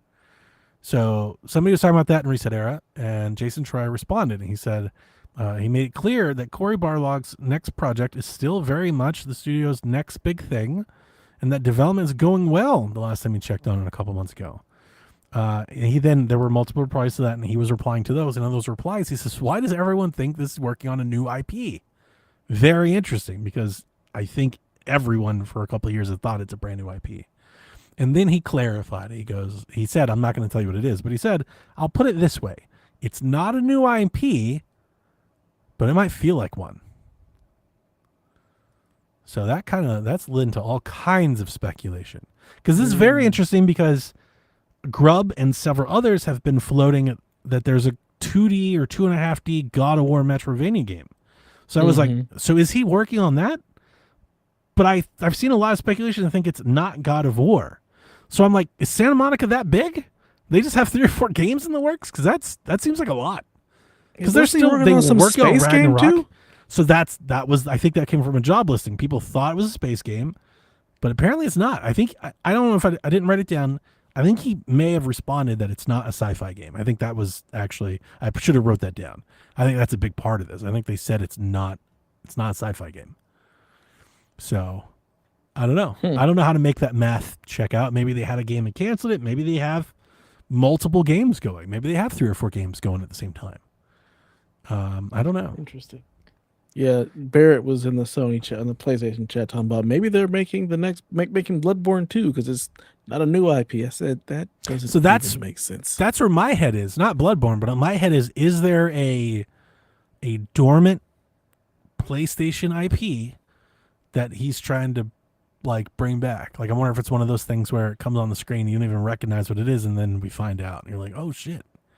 That's kind of where I don't know what those dormant IPs would be. Like I would love it to be Infinite, of course, right? Like that's where my head always goes to. But Sony has a ton of IP, especially from the 90s, and even from PlayStation 3 or 4 generation, they've got Killzone and all kinds of things. And then, so like, what could that be? I don't know. Yeah, we'll find out.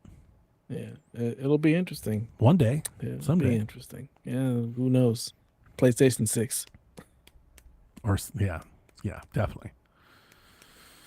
Just give me the next goddamn God of War and call it a day. please. Just give me part 3. I don't need the rest of this shit. I never played Ragnarok. Do what you I got to got. play that one day. You're not gonna play it. I've installed it, I think, a couple times. You're only gonna play it if it comes to Switch. Let's just But keep it a buck. it's very like every time I've wanted to play it, it's just very daunting, because it's like a very big, long, it's like I got to commit to it. I'm in the same boat with Shadows. Like I want to play it, but like I'm like I don't know if I'm gonna play it. Yeah, I think Ragnarok. I want to say 40 hours. That's how long it took me to beat that. No, that's not super long, but like for a single player, like that's a lot of damn game.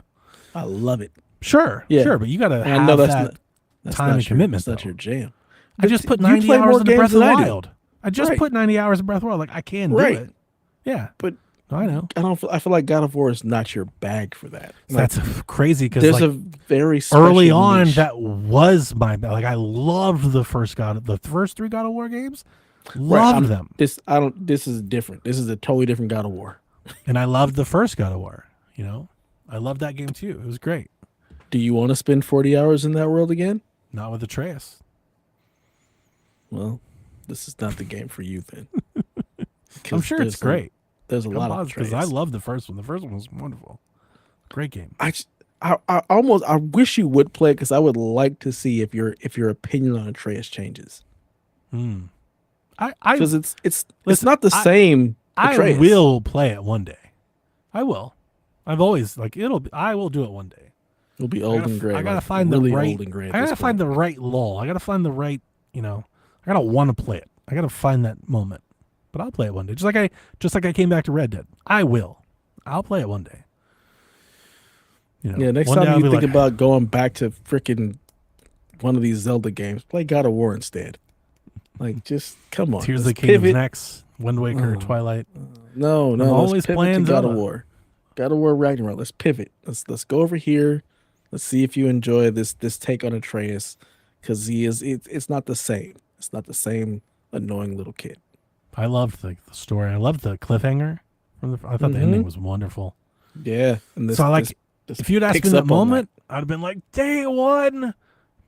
And I was actually hyped when it was announced. I led up to it, and then I remember because the console, I think I didn't get it, and and then it sat on the shelf, and then the time pat, and and then I don't even think I own it. It's Josh's or Nathan. Somebody in our library has it, and I installed it once, and then started doing something else, and then I think installed it again, and then started playing something else, and I just never actually pressed start.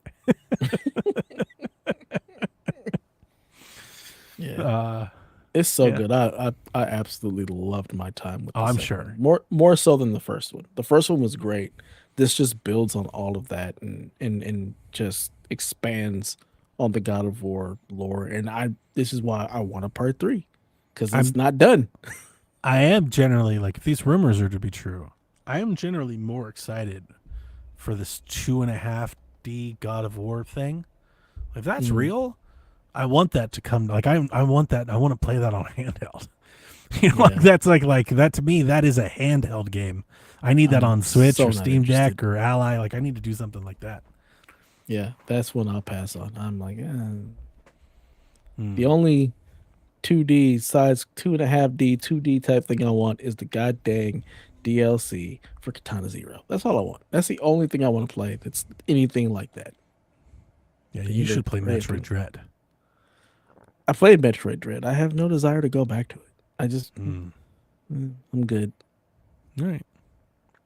Well, that's the news. All right. The Rude scoring update. He says, we all got the override on college football 26 as it scored in 83. Donnie and people like it a lot. That's what I'm hearing. One of my boys has been playing it, like Dev's boys, because this is what they do. They play Madden, they play college football. My boy Doug plays so much Madden in college football. He's like, what do I got to do to stream on like TikTok and IG Live? I said, well, Doug, first you'd have to interact with your people. If you're going to stream, I said you're gonna have to actually interact with the audience. You can stream to nobody. He wants to make money. He's like, how can I turn across people? Yeah, that's true. You're gonna have to interact and talk. You can't just play games. Nobody's watching that. Yeah. So like, he's really enjoying college football. I've seen nothing but glitches. I've seen so many crazy glitches in this game, but I haven't paid much attention to it at all. So I had 2 or 3 people played it, including Jack, and they've all told me it's a big improvement over last year's. You But bought it's it? just more refined. No, he's playing. Oh, the trial. He's got 10 hours to play it. He's like, "You're buying?" I was like, "I'm not buying a 10 game. I'm not buying an Xbox game." What do I look like over here? Absolutely not. I'm buying it. You can buy that. I'm not buying it. You can buy it. It's not my damn console. I can't play it. You know? Garbage. So, But yeah. So it got an 83. Did well. You and Delvin got the underwrite on Tony Hawk as it hit 82. And then this makes the score you with 10, Delvin with 8, me with 6, and the Rude bringing up the rear with 5. whoa. Yeah. So, over under 70.5 for Madden 26. 25 scored a 70. The Rude is thinking over. It always amazes me how low Madden scores. Yeah, Like- they really do it dirty. I'm surprised last year's was 70 because I thought last year's was like a big dud. Hmm. I didn't thought, play it, so I I have thought no that was the idea. reaction that I remember as everybody being like, they're not even trying anymore. It's so weird because it's I such have a no idea. completely different polarizing like group. Because like my boys, like they play this like the online know season. exactly That's what you're all talking they about. played. Yeah. They don't do any of the other stuff. I think So when have, you like, ask sports fans, casual gamer, people that play men, I think a lot of them are like, "Ah, this is really good." yeah, Like, this is be like, yeah. But when you ask gamers, like your online enthusiastic listens to gaming podcast gamer, yeah, I think that's where you get a lot of the disdain for the annual franchise type stuff. And they don't do sports, right? They almost like And they mock don't- sports ball and like, yeah, they're not even playing the game. Like all, course yeah, not. my friends love it. Like they are in a But I season do- in multiple seasons. a lot every of the year. bigger publishers farm out. They freelance their sports game reviews to people Mhm. that play them. So you would expect like Metacritic and stuff to be higher. more representative of that, but I don't think a lot of places are doing that. I think like when I say people do that, I think IGN does that. Like I don't think everyone's doing that. The last time I saw a review for Madden from IGN, they had that dude Bobby still playing. I'm Madden. buying my Madden day one on Switch too. That's really as like a, I want to like cast my vote for EA to put their sports games on Switch. So like, if you don't Mhm. buy it, they won't do it, right? So Yeah. I'm doing that. I think Madden. I think the quality of Madden is really good. The sound, the look, the visual, like it's great. I think the gameplay is really like animation heavy and very like locked in. Like you get locked into like certain commands that you make, and it's definitely not like on rails, but like on rails for like a sports game. It doesn't feel as frantic and as fluid. And I think in the past I've always kind of said arcadey. I don't think is the right term, but like that feel. Those games haven't felt like that for me in a while, and that includes college football. I mean, college football feels the same. It's like a little faster, but it is the same thing. Like when you throw the ball, like catching animations are locked in. When you run, like your cuts and stuff, like if you do a cut or a spin, because they're doing like the sim thing, like you commit to that, and that's for 8 frames or whatever. Like that does that. Like it doesn't feel that responsive on the sticks that. When I think of sports gaming, like the games we grew up in, it doesn't feel like that. I mean, Madden feels like Madden to me. So it feels responsive. I want to cut, I cut. If I do a spin move, I do a spin. Like it all feels like Okay. it should All to right. me. But yeah, I think as a bit more arcadey, a bit more, I don't know, like zany for a word. Like you play like Madden like 03 or 04. And like the shit and like how it plays, it's very like an arcade game, like an arcade sports game. Like you fucking, Blitz like, but Blitz would be like far into that, But like, but those were the ones that also had the arcade mode in them. Like I remember that being a thing. True. They had the arcade. Yeah. But yeah, to me, and I'm not saying I personally would prefer the older style, but I'm not saying it's bad. Yeah. Like playing Madden is fun. It's just it's a bit rigid these days. It feels a little stiff. I guess I like that. I think guess simulating people do. Yeah. I kind of like that because I wanted to feel more like football and less like an arcade version of it. So I Yeah. think So what I would be looking yeah. for, I would really like to see like a street or a blitz or like I would like to see an alternative like that come down. I You would know, love for those to come back. I would absolutely love for EA Sports to stop even being a bitch and something bring back big. dumb like an NFL 2K playgrounds. Like we had that one, but it didn't have any of the licenses, and it was Hmm. like really like superpowers and the. I'm not saying all that. Like I still want a proper sports game, but Hmm. just something that's a little bit, more video gamey. Hmm. I think I would like a lot more. That's why I like Retro Bowl. That's why I like that game that I found on Steam. Yeah, Like I'm looking for a little bit more of that. yeah. I just want NBA Street Volume 2. Just bring that back Dude, and I'll be happy. I've done like 4 seasons of Retro Bowl and Switch 2. You really love that retro. I really do. like once I got through Breath of the Wild, I was like, I need something to play, and then of course it's like one of my evergreen games. See the icon, you hit it, and like you start playing. Like, well, I gotta finish the season. It's like, well, I gotta draft a new quarterback. Now I gotta level him up and like go chase the ring. Like you just get lost and like just shit. I guess I'm playing Retro Bowl again. Yeah. It's good stuff. Yeah. So yeah, over or under 70.5 for Madden. I'll take the under. Man. There's more numbers under 70 than over, and I just think that's a better bet. I'm like, you know what? I'm taking the field. I'll take the field against Madden. I don't know if I'm right, but it just feels like a good bet. It's like that's the smart God, money. I only got a 70. Jesus Christ. I actually haven't. I felt like last year's Madden had a lot of hype. I haven't really heard much hype from Madden this year. I have, but only because of my friends. So like I had one of my boys. He got into like the beta. He really liked it. He's also been playing Nice. a ton of college football. So So Switch 2 might boost it.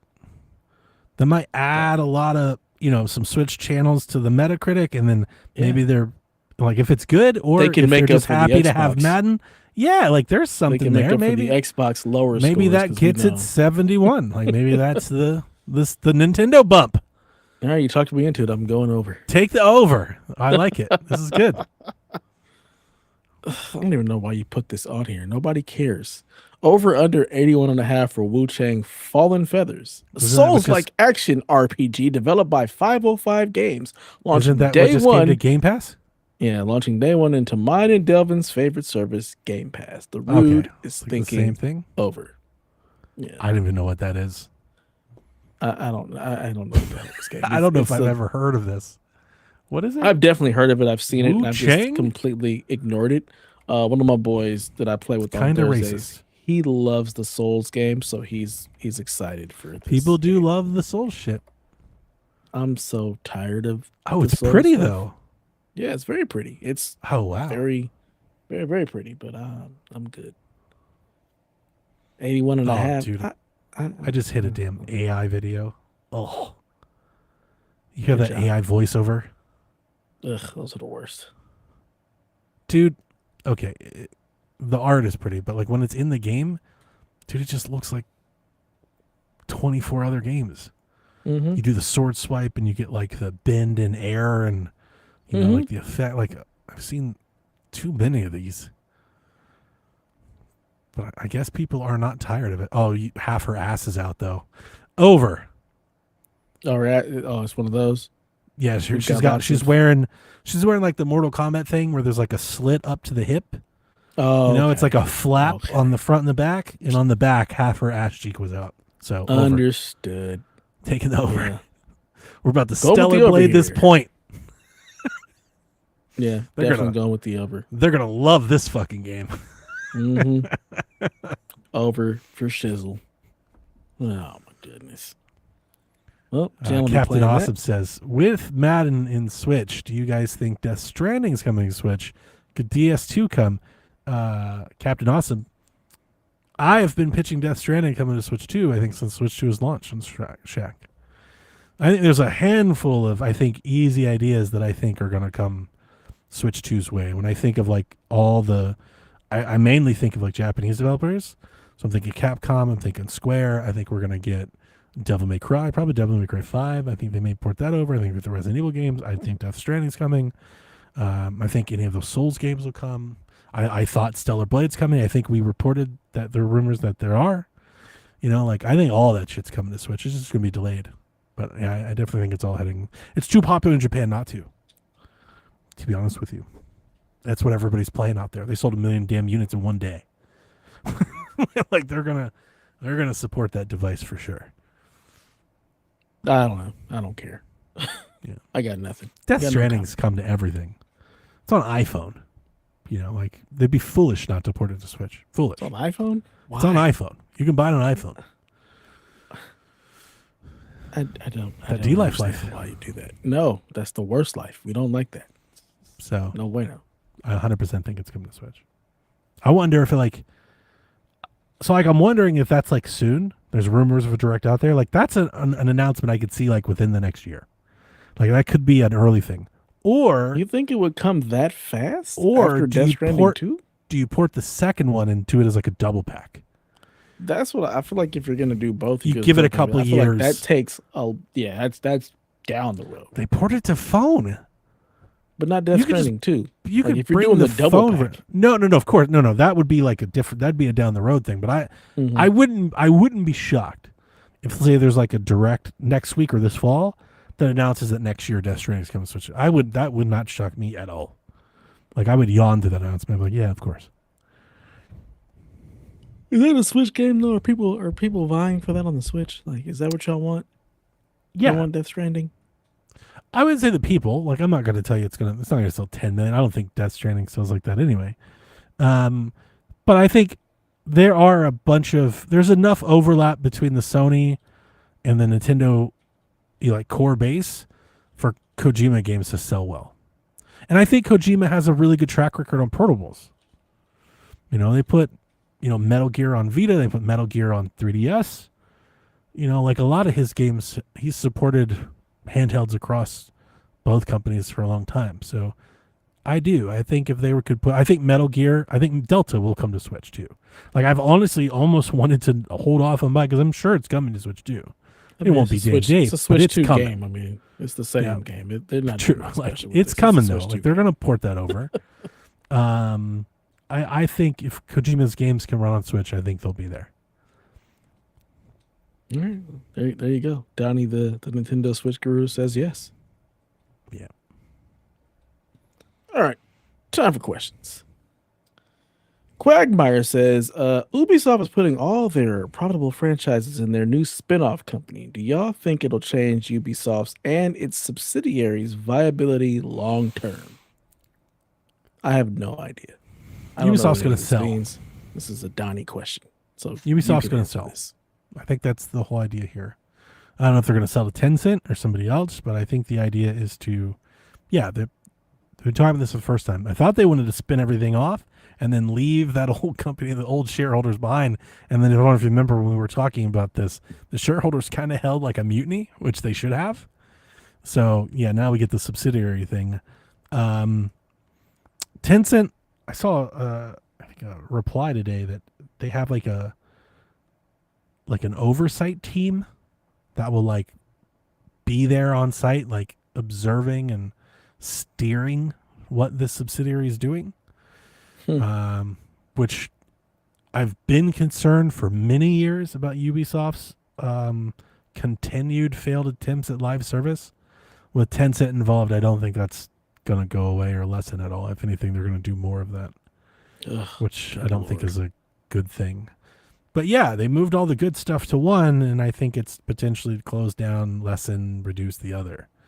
And then I think the idea is, I've been wondering if they're going to give it like a whole new brand, because I'm wondering if the plan is to spin this out publicly or something as a separate entity down the road, to improve the share price. But if it doesn't go well, I mean, I think the Guillemot family might sell. They might be pressured to. So. Oh well. I think it really sucks because I think PSVG, the 10 years that you and I have shared together, I think that was a really I think we're going to look back on that as like a magical run for Ubisoft. Yeah.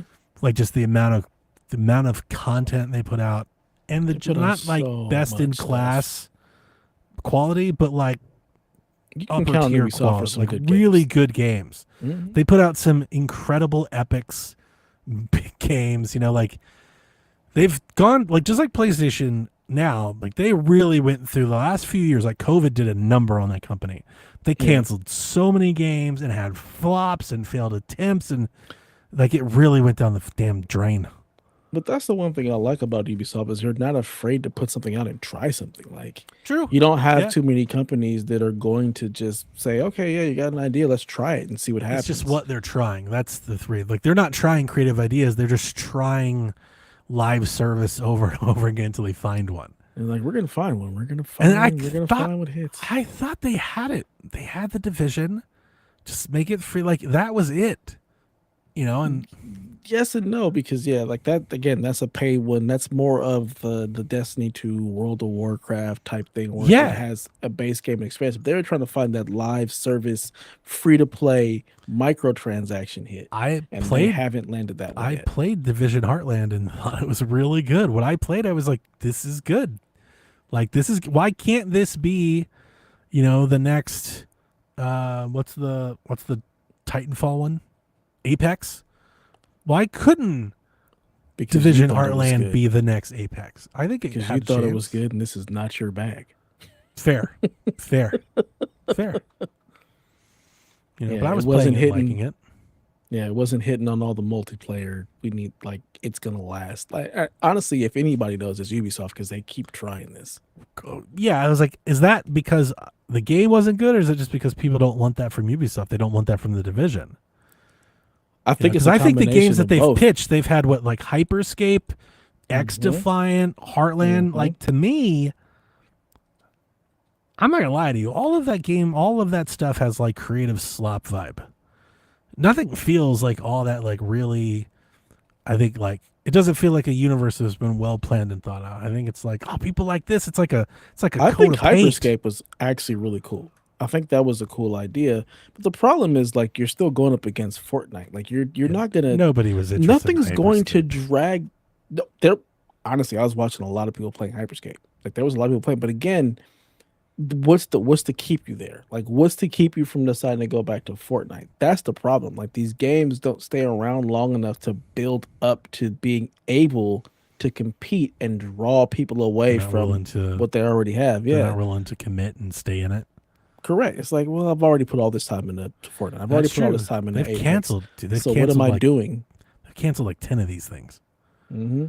And then they put out Skull and Bones after 8 years of development. It's like the decisions that company has made recently is like super questionable. Like, what are you Yeah. guys doing? Yeah. Like, you know what? We just have to really put this skull and They're doing a bones Creed game out there. Infinity, right? And the Animus Hub world, and all the, like it's like they're on a different planet. At least for Yeah. me. Maybe that's just me and my how I like to enjoy video games. But like what they've been selling for a while, I'm like, dude, nobody wants this. But that's not true. We look at the multiplayer charts. We know where the bread is buttered. Mhm. Everybody wants this. So Yeah. I'm just wrong Yeah. in that regard.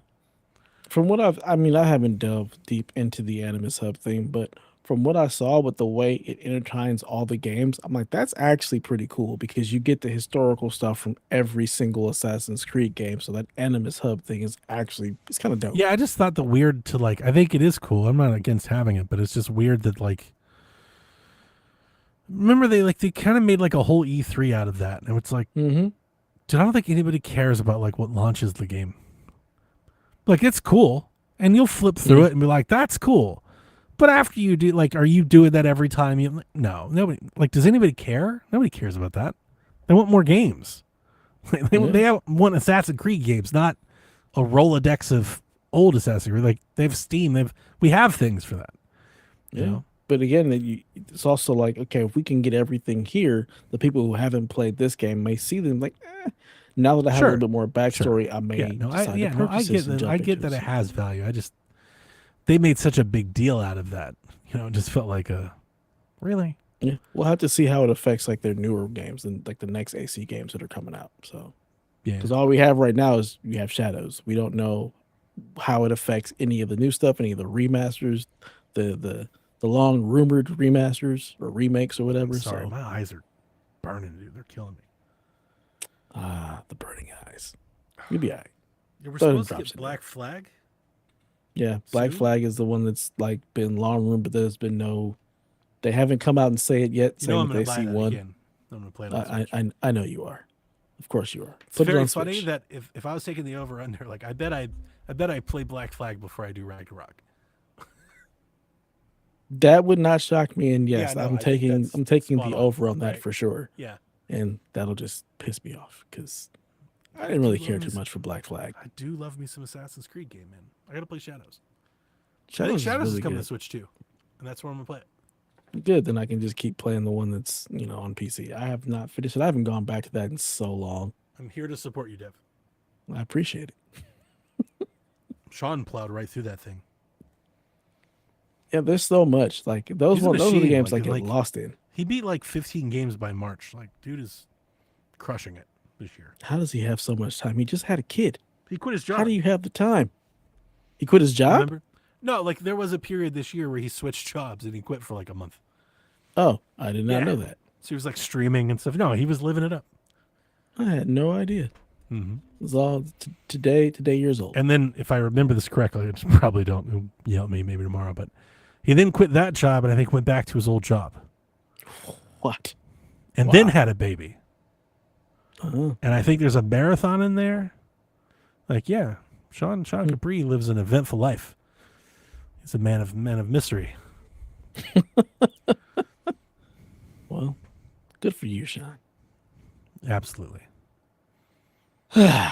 Moving right along. Free to play Joe says, who do you think will be the first to announce a heavily made by AI game? Microsoft. God, that's bleak. Okay, like, you think Microsoft? Yeah, you're probably right. Mhm. From like what I was going to say, like from people that we care about, right? I think that's the question. Yeah. Not like some solo dev on Steam or a mobile dev or something like that. Yeah, no, somebody. Because I think that's actually probably already happened. Yes, absolutely. Right. So, yeah, from publishers that we really care about or that make games that people recognize, maybe is a better way of putting it. I mean, you would think it'd be Microsoft because they're the one funneling all the money into AI, but I'm wondering if like one of the Chinese folks or somebody does it, like one of the Souls studios or like a Tencent or something. I wonder if they would pull the trigger. Brought to you by Copilot.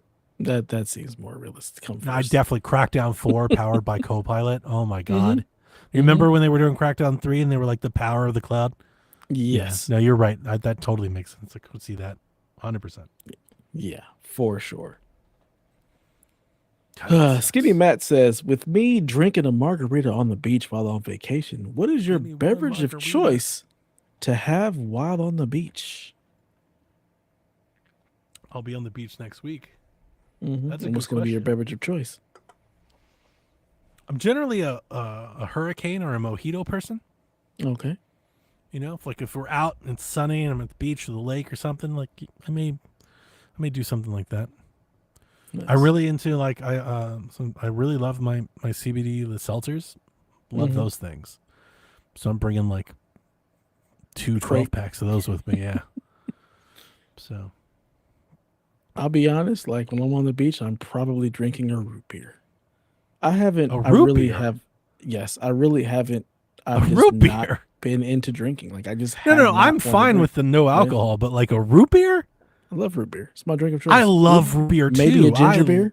I love root beer, but it's not like a sit out in the sun drink to me at all. Well, see, It's almost you the gotta realize, opposite. It's The like beach to me is not a special place. Like I've been on the beach my entire just a life. Tuesday. So it's just a Tuesday. Like so going to Yeah, the beach. maybe like, you're it's right. not like special Yeah, like- drink thing. yeah, no, it doesn't feel like summer heat refreshing drink to me. I wouldn't do that. Yeah, the You beach know. is Tuesday. So I I can have got a you. root beer and be totally fine, or a ginger beer and be totally fine. But I love ginger beer. yeah, they're so good. Ginger beer and Big rum, fan. Matt, if you want to give that a try, I'm a big fan of that. Get yourself a dark and stormy. That's a good damn drink right there. It's My the wife Donnie does the special. daiquiris and the ices and the I don't do any of that. Yeah. My wife will definitely do margaritas. She's a big margarita fan. She'll have those for sure. Yeah. I think she was it a mango margarita? Passion fruit margarita. I think that's the one that was like her go-to. Like she really enjoyed. So it's funny. I do picture you as like a boat drink kind of guy, but you're not really drinking.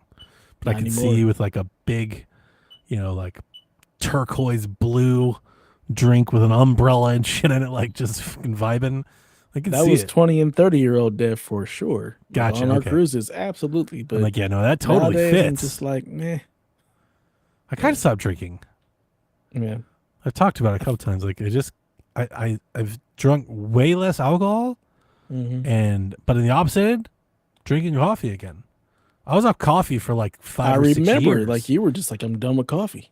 Yeah, I was, and I would drink it. It would make me sick, and then Yeah, I remember. I started, and I was fine. It kept drinking, so I've been drinking coffee. Not every day. I'm not drinking like a coffee person drink, but like I have a really good cup of coffee like once or twice a week now. Maybe three. Back to the coffee. But I'm doing my espresso, my mocha pot, and then I whip heavy cream. So I do the cold foam, a little French vanilla. I like the cold foam in the hot coffee because like it kind of melts and like it gradually mixes. It's not like like a latte. It's still coffee, but with just the cream just takes a little bit of the edge off. It's too much work for me. I'm doing that like on weekends, and my wife and daughter love it because I'm like back to I'm grinding beans. Yeah, I'm not doing none of that. That's all too much work. Put the pod in, close the lid, press OK. Put the cream. So you want to hear in like super like here. What is it like? I was gonna say nerdy, but I don't even know if that's the right word. I don't know. Just say like brewery guy. Like super nerdy take. I have a hand grinder. I don't even know what that means. I grind by hand. I grind the beans manually. There's another way to do it? Yeah, you have like electric grinder. You put the thing in, you hit the button, zzz, it radios it out. But when you make a mocha pot, like you want the grind, like the coarseness is important for the pot. It's a manual way, So you don't want it super fine and be packed. It's hard to get the water through, but you also don't want to be so coarse that it runs right through it. You need like the happy medium. So I usually grind by hand. I have other grinders, but I usually grind by hand. Pretentious is the word I was saying. My wife came in. She's like, "You look so fucking pretentious." Over here, like super snobby about his coffee. What a snob! Like I'm over there, like crack pepper. Like yes, the coffee. Like it's a whole thing. Yeah, you ain't never gonna catch me doing none of that. No, thank you. Lewis says, I'm getting myself a Retroid Pocket Force. Are there any hidden gems or personal favorites that you may recommend? Maybe some underrated games from years past. What? This is your question. Is it? Yes. I don't even know what a Retroid Pocket is. It just plays old games, so just come up with some of your favorite old games. Look, it's real retro simple. games. Link to the Past, Super Metroid. Underrated. Oh. Or overlooked. I'm the gyms only guy, so I have no idea. Come on now. I'm only playing the gyms. Gym. I got to look up like some questions that people think are underrated. I'll read you some if any of these are any good. The only one that like immediately came to mind, and it's just because I did it this year for myself, was this year I played Donkey Kong 94 for the first time and loved it. So okay, wholly recommend that to anybody. Let's see. NHL 94, Killer Instinct. There we go.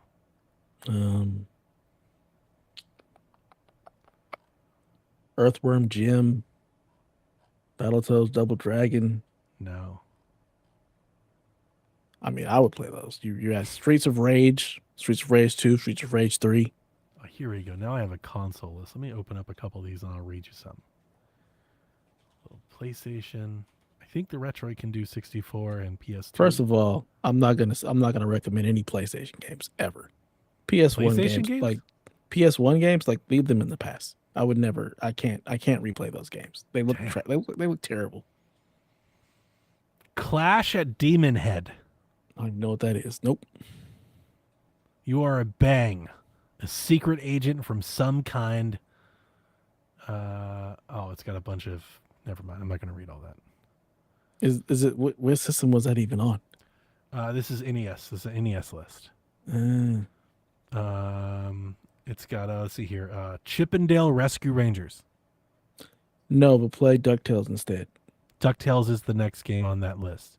So it's kind of going by genre. So the Clash at Demon Head is number 1. Number 2 is Batman. NES is Batman and Gremlins 2. Not unless you want to be really upset. Those games are not easy and they're unforgiving and they're not good. I'm just gonna read you more NES and then we're gonna move on. Do you want a beat 'em up or an adventure game? Adventure game. Nightshade. Never heard of it. When it comes to obscure, seldom seen NES games, I doubt one could find many equaling Nightshade in terms of what's this now factor. The game's bizarre storyline involves a fledgling superhero who's decked out in a trench coat and a fedora hat, sets out to free the Nourish metro city from the clutches of the evil Sudoka.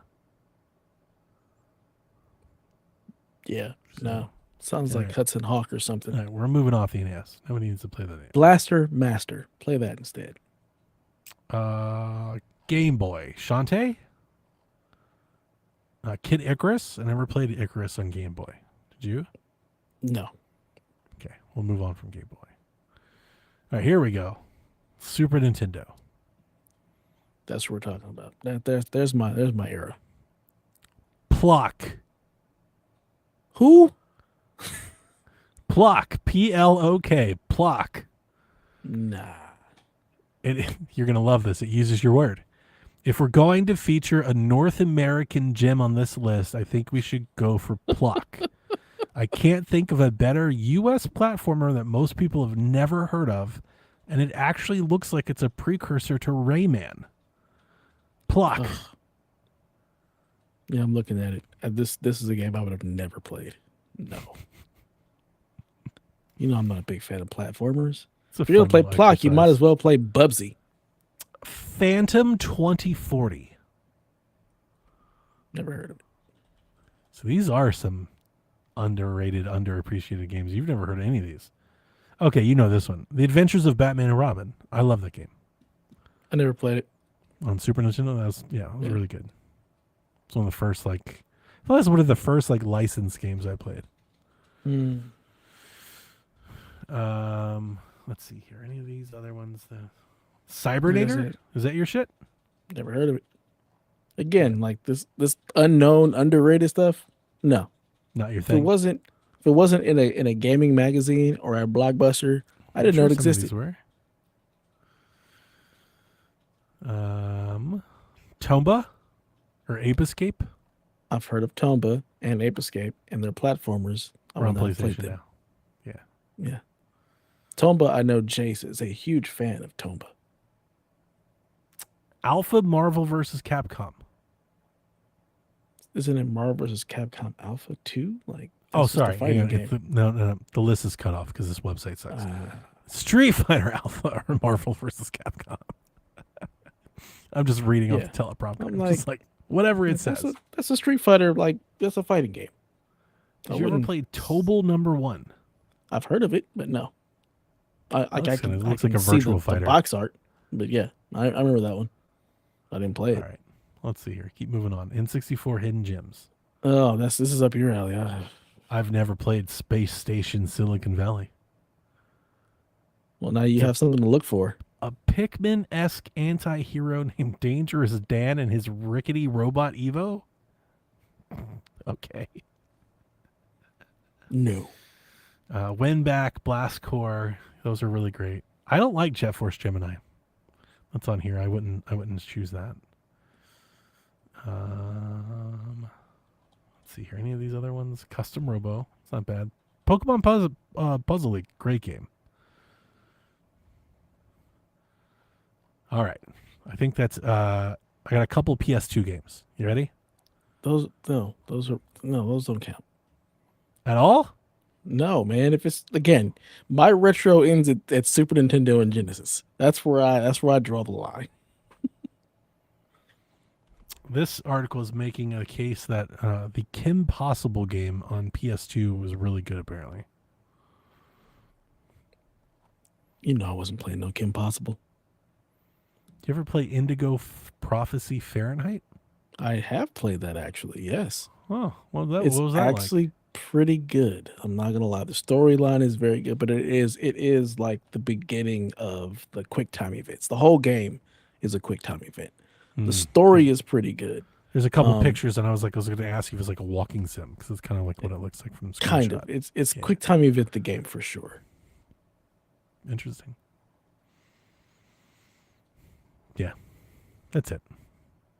Beyond Good and Evil. If you're gonna go to the PS2 era, pick up. Yeah, Beyond they Good just and came out with a remaster for that one. Evil. Just play the original. That's what they did, right? They remastered the original. Nah, just play the original. Don't worry about the remaster. Gotcha.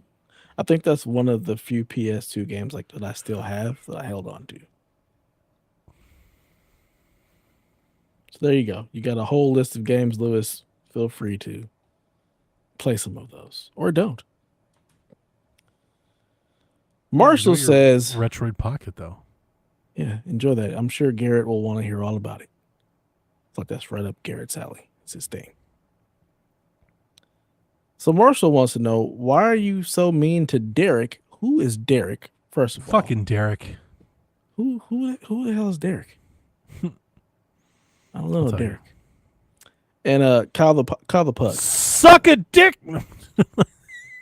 Basically.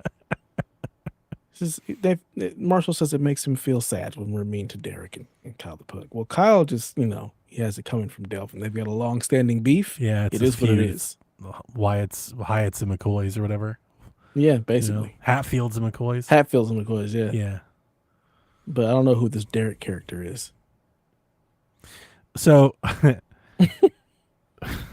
this a Shaq thing? It is a Shaq thing. I don't know who Marshall is either. Somebody wrote in, I think, I don't remember really how it started, but somewhere we were talking about, I guess, somebody at GVG, which is a YouTube channel of Nintendo podcasters that used to be at Game Explain, which is like a big channel. Mm-hmm. So they created Good Vibes Gaming. It's GVG, and now they do podcasts and stuff there. And I watch it. And, I like these guys. These people I've actually watched forever. Like before we started doing this, I watched some of these people. Right? Rebecca's friends with them. She goes on their shows and guests and stuff. They're pals. So somebody wrote a question about somebody not liking something or whatnot, I think. And Rebecca's like, who said that? Who? She's like, was it Derek? Was it Derek? And we're like, so me and Delvin just egged her. We're like, yeah, Derek. And so but for the rest of the episode, we were like, fucking Derek. It's basically become like a Series S meme. We just start blaming everything. So now we're trying to make it a bit where people are like, dude, Derek, they're fucking cussing you out over here. But the real funny part was, I don't know the stories, and I want to, because I'm sure Shaq listeners listen to this. Rebecca would care, so don't tell her. But I don't follow YouTuber drama, so I don't know what the fuck happened. I don't really care. But the Game Explain and them, they had a falling out. Something happened. They split and did their own channel, right? We used to, Andres is the guy that runs Game Explain. We've had him on Shaq. We used to be friends. But she's friends with them, so I got to keep appearances. So I can't, Gotcha. But yeah, there's some drama there. So when we were bringing it up, and she was like, no, don't tell him. And I just looked at her square in the face, right into the webcam. And I was like, Game Explain would never. They would never do that. She in the face. She's just shocked. She's like,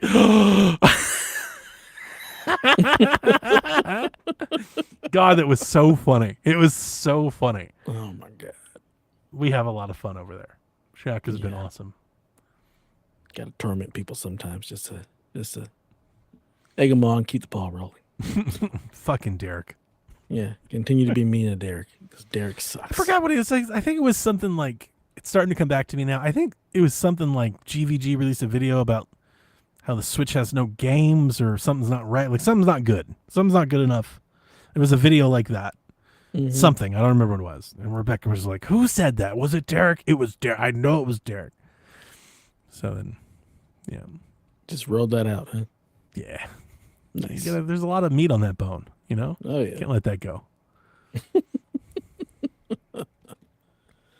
Final question for the night. Javier wants to know, what would it take for you guys to buy the next gen Xbox console?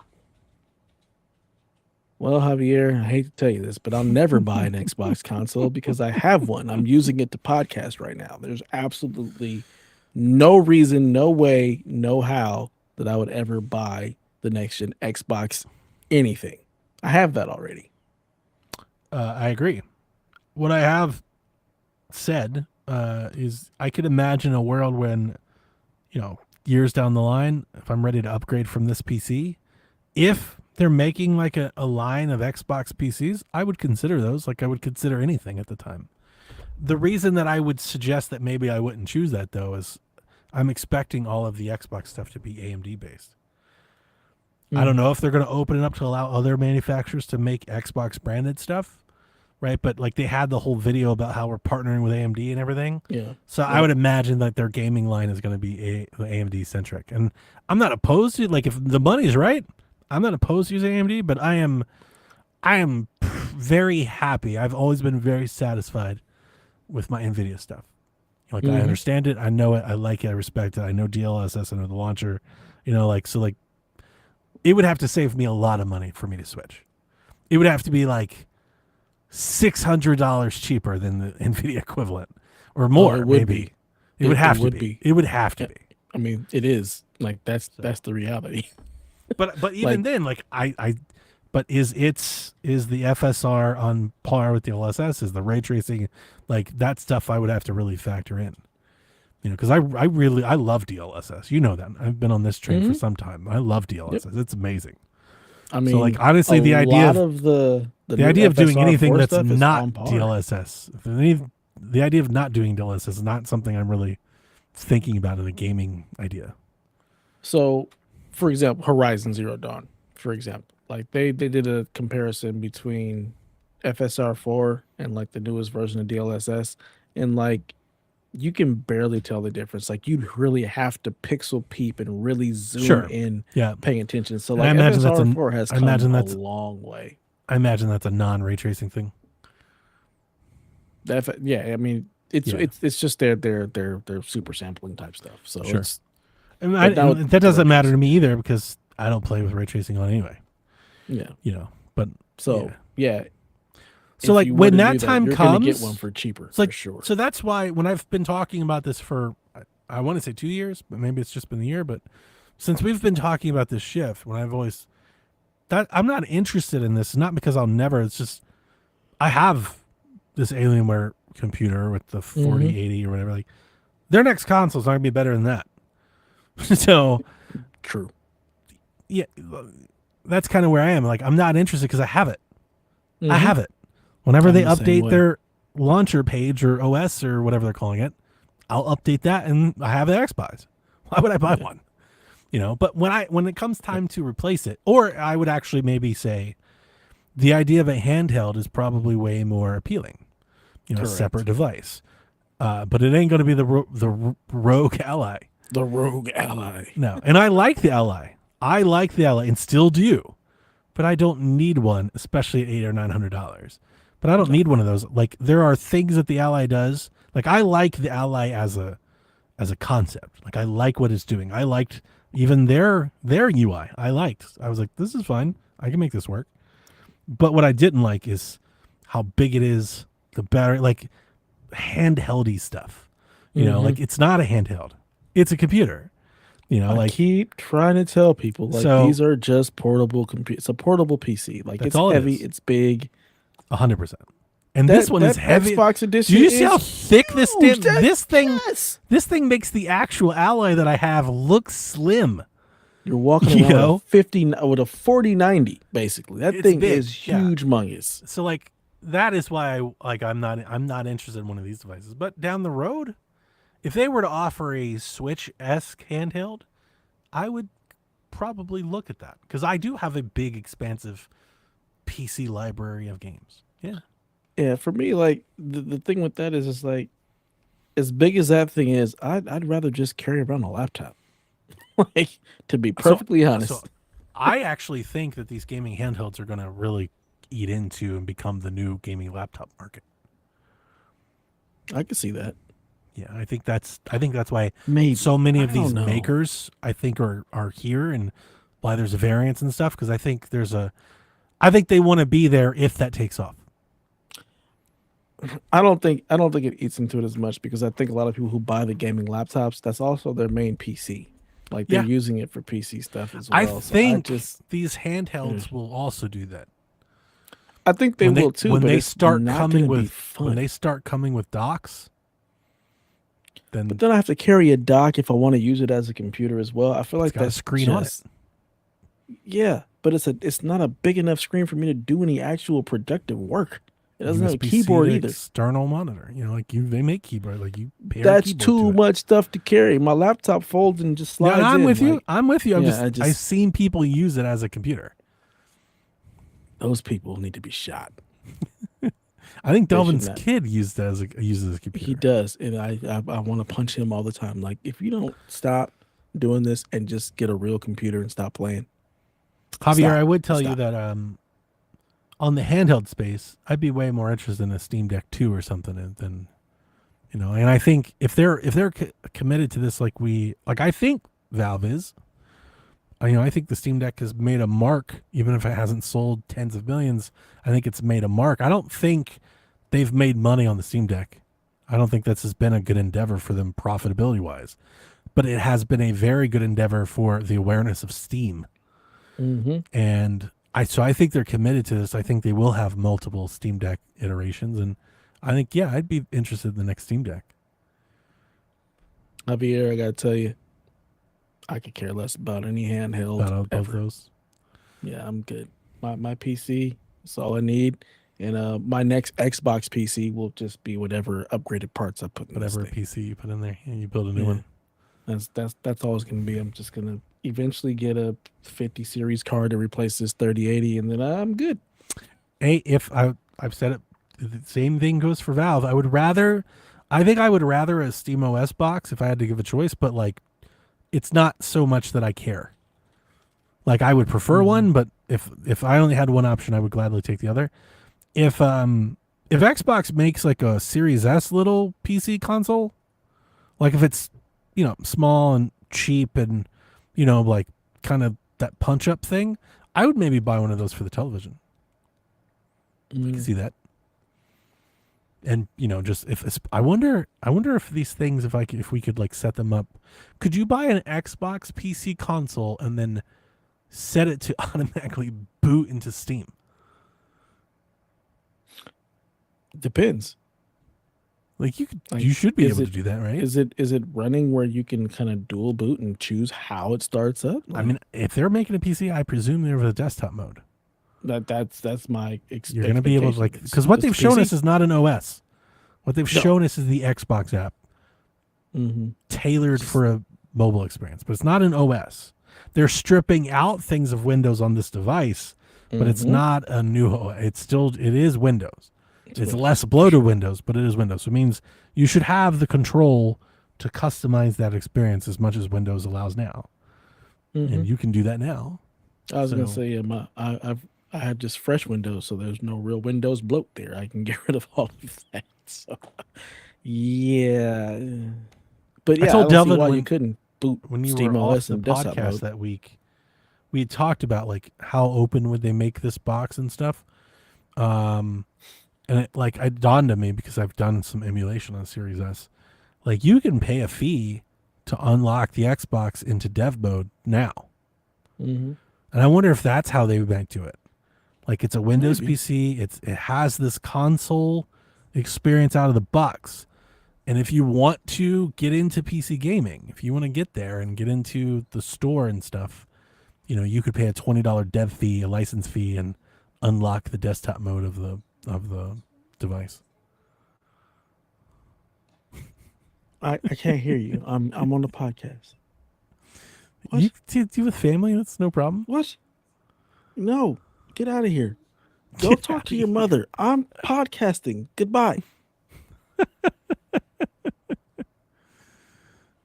No respect. Just utter disregard for fathers and what they're doing. Just comes in, just moves the mic out of the way. Hey, I needed to ask you a question.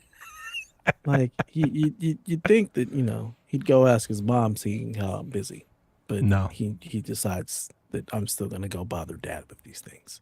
Yeah. It is what it is. Screw you, Xbox. Facts. Hey. Yeah, I know. Yeah. Oh. Oh well. That's the other Well, thing. It's not, with them firing everybody and closing studios, it's not really fun. no. That's the thing Not that at I'm all. really, I am somewhat interested. Like, the last time I was talking with Sean, we kind of did a little bit about this, because it's like, you shouldn't really, honestly, as a customer, you shouldn't really care what these, like, you shouldn't pay attention to it. You should just buy Yeah. the product and enjoy the things you want, right? But like I do care. Like, I'm Mhm. spending a lot of money. I want to like, or at least think that I like these things I'm funding into. Like, I know, and like, with any company, like, you can look at the people that make your phone, your shoes, and everything. You can do this to the nth degree. But me and Sean were saying, I was like, yeah, but like, I don't care about any of those things, but I do about these things. And I think the difference being, I love these things. And I think us, like this little echo chamber thing, this little group of people on the internet that do these things and talk about these things, I think we all kind of care. Yeah. Like, we have to admit, like, no, but we do care. We do care. That's why we have the conferences. That's why we have the figureheads. That's why they have the talking head. Like, all of this is because we as a market, this market cares about that. Otherwise, they wouldn't do it, right? They wouldn't give a shit. 1000%. Yep. So it's interesting that there are people, after everything, totally still there, like, can't wait to buy the next one. Xbox is like, part of it's just like, damn, what do they got to do to you? Right. They gotta steal your firstborn. You gotta sacrifice him to the gods for you to like. I don't want to deal with this.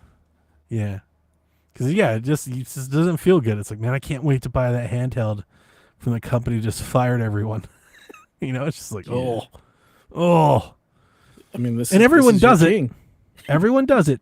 But, man, they're the market leader at this, though. Like, nobody does it quite like them. Ain't that? They make an impact. They make a mark. And shit, it sticks. Ugh. Oh, exactly. That's how you feel about it. You're like, oh. Like, I don't even want to have, like, I don't want to have an Xbox logo in here right now. Like, Yeah. like, that's, I only have Windows because I really have to. Same. Not feeling you, Microsoft. Not feeling you at all. I canceled my Office subscription. And I didn't do it out of like spite or anything. Like, they sent me an email a couple weeks ago, and they were like, Office 365 is going up. It's going up from like $69.99 to like, I think $100 or $89.90 or something like that. And I was like, no. What? Mm. What? You're charging Netflix money for? Absolutely not. I'm surprised you don't get it free through work. I don't. So I do. I have a work account. Like, I can use that anytime I want. The reason that I have it was our old IT director. He gave me. I got a discounted subscription. Mm-hmm. So for the last, I don't know, 8-10 years, since, I don't know, maybe since 365 started, it's been a while. I've paid $29.99 a year for Office. Nice. And because it's so cheap, I just didn't. I was like, that's fine. Because sometimes I've had multiple devices. The reason I've had my personal one, Chromebooks. That makes sense. I can walk around, work with my Chromebooks, and access all my personal files and stuff, without having to move it all to Google Drive or Google Docs. I can do both. Yeah. And that helps with like work, because I use my Chromebook as a daily driver. So yeah, that's why I was in for $29.98. I was like, yeah, that's fine. $30. It's not a big deal. Yeah. And then they were like, for Office 365. this shit's going to cost. And I was like, the fuck it is. That's wild. Deuces. Who's paying that for Word? In a world where you have, Notepad and WordPad and Google Docs and stuff, like, and Acrobat, the idea of paying Netflix money for Office, that was blowing my mind.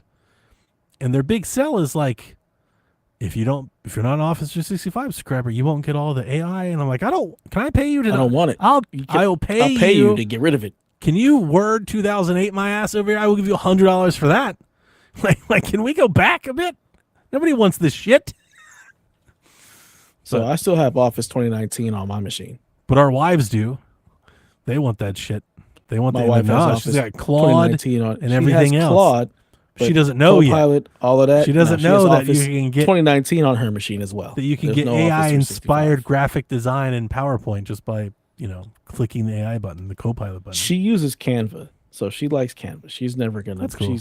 She's like, I'm not using PowerPoint. She laughs at people who use PowerPoint. He's like, you're still using PowerPoint. So she uses Canva. So she'll never go Nice. to that. But yeah, But yeah, we still have T-Life Office says Open 2019 and Office, that stuff. 100% Open Office. It's another good one. I don't The use that idea shit of either. paying $100 or more a year for Office, crazy. For Outlook, Insane. you should pay me for having the Outlook is awful. How that downfall needs to be. We need a documentary about the fall off of Outlook. I've always hated Outlook. I've never been a fan. I think that's true. I don't think like most email, people agree period. with that. But dude, Outlook at least used to be tolerable. It was basic. Now it's bad.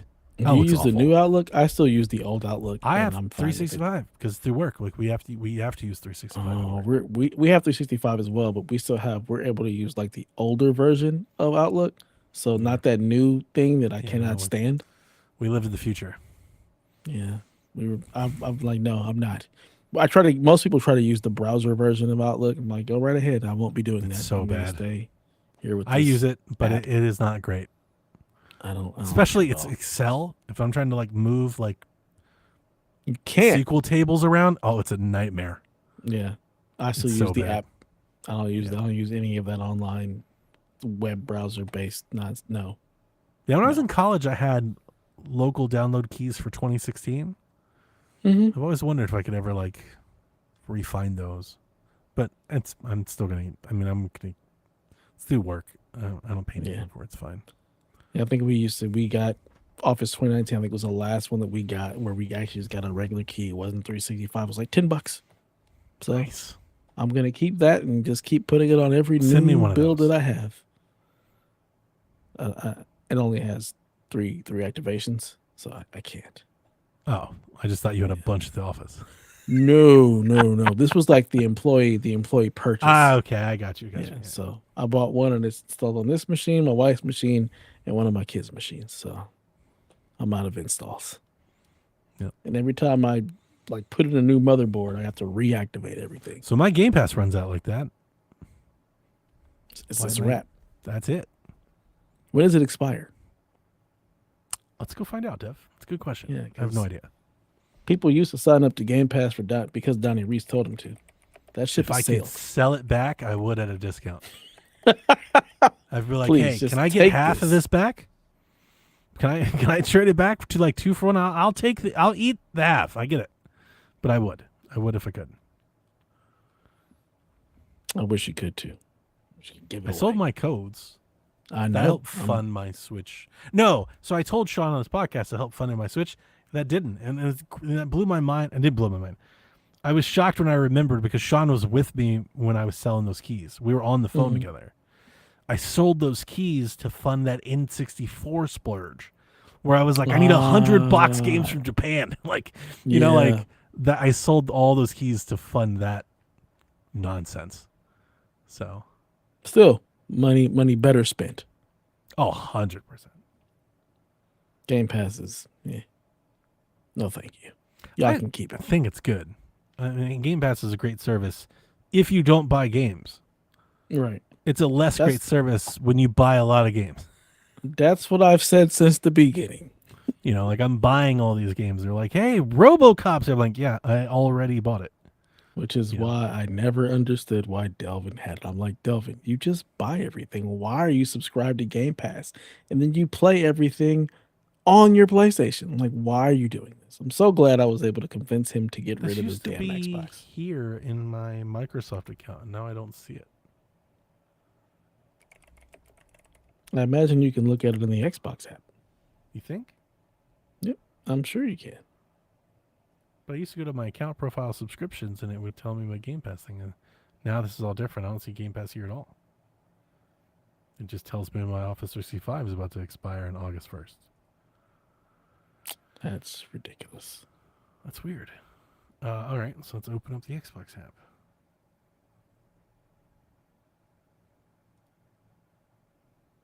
Let's see here. So go to settings or profile. Maybe not. Maybe they don't want you to know when it expires. Settings. Game Pass Ultimate until May 26, 2027. Jesus Christ.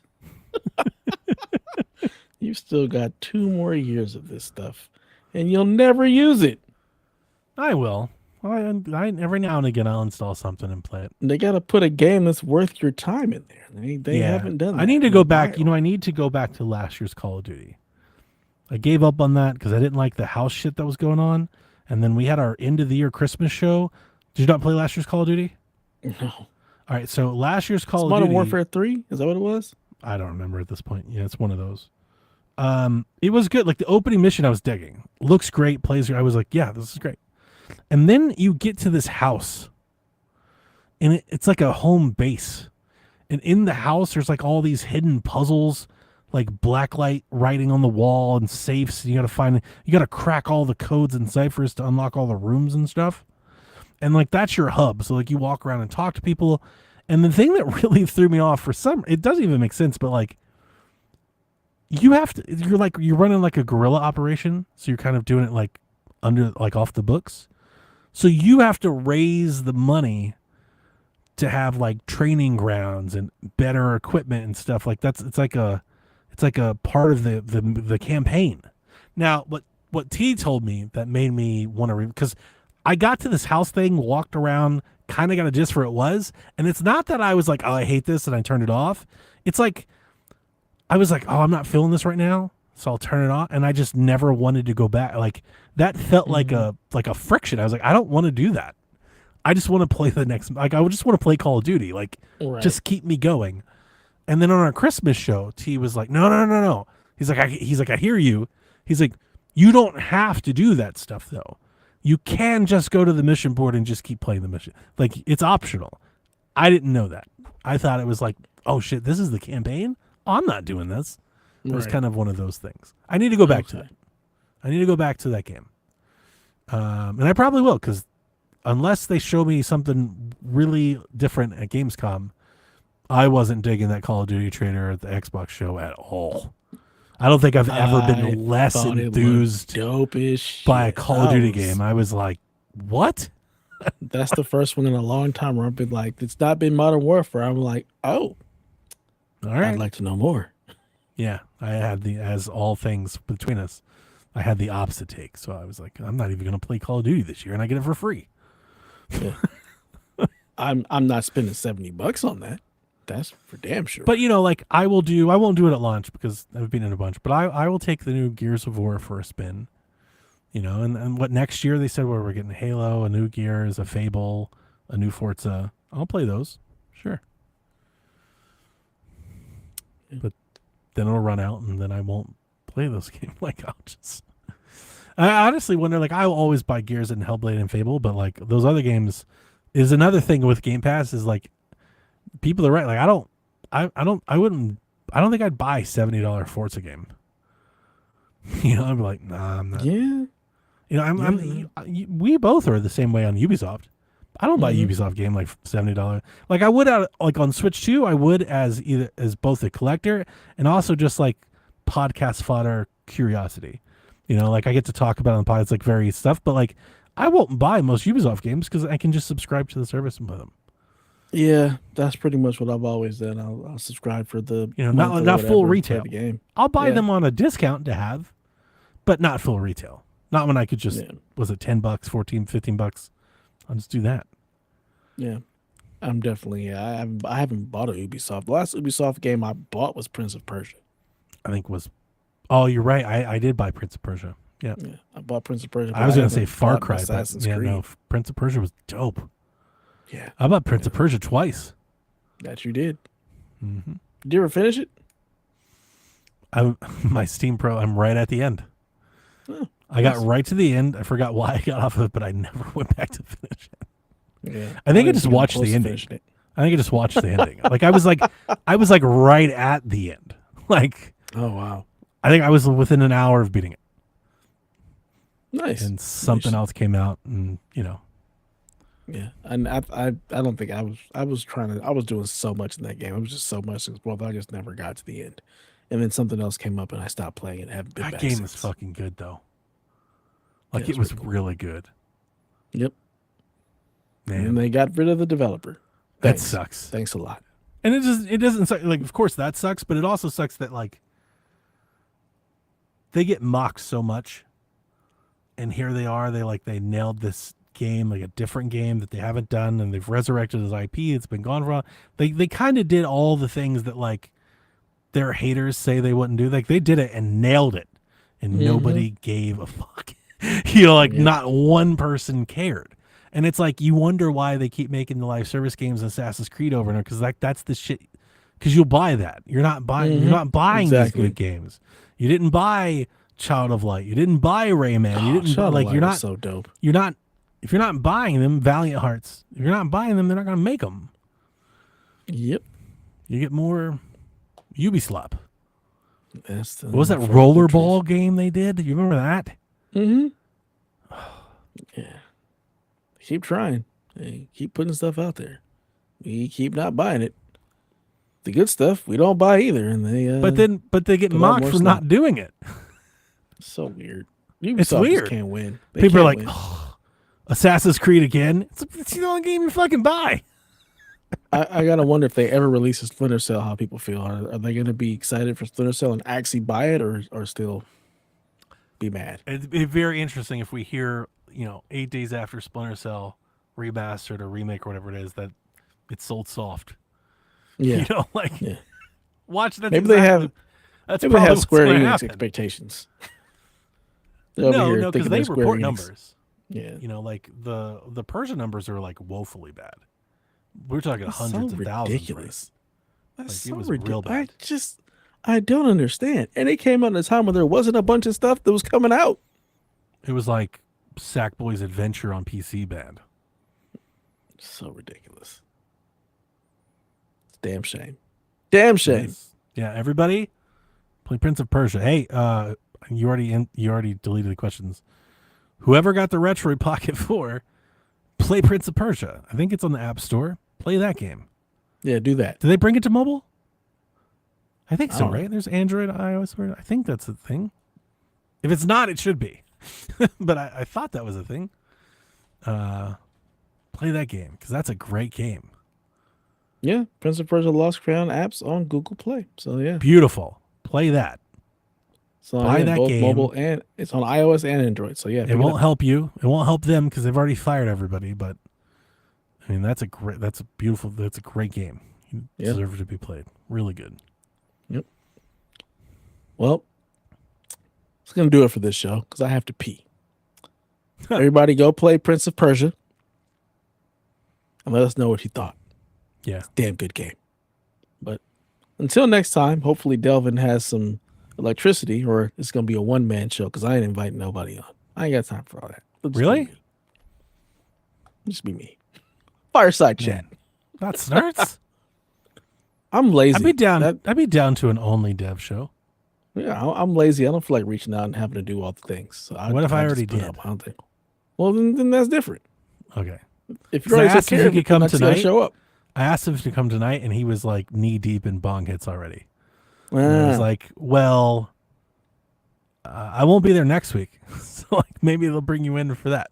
well, there you go. There you'll have it. Yeah, Vince Nurse, you can show up next week. Otherwise, it'll I asked just TPR be too. me. He didn't respond. I feel like TPR has been MIA. Yeah, he's got his thing going on. So Life things. It happens. Yep.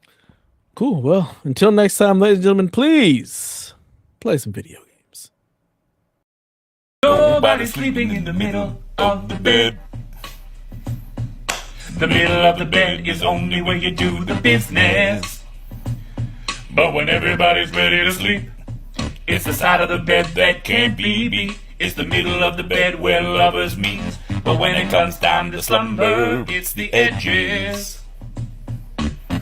Ooh, ooh, ooh, the edges.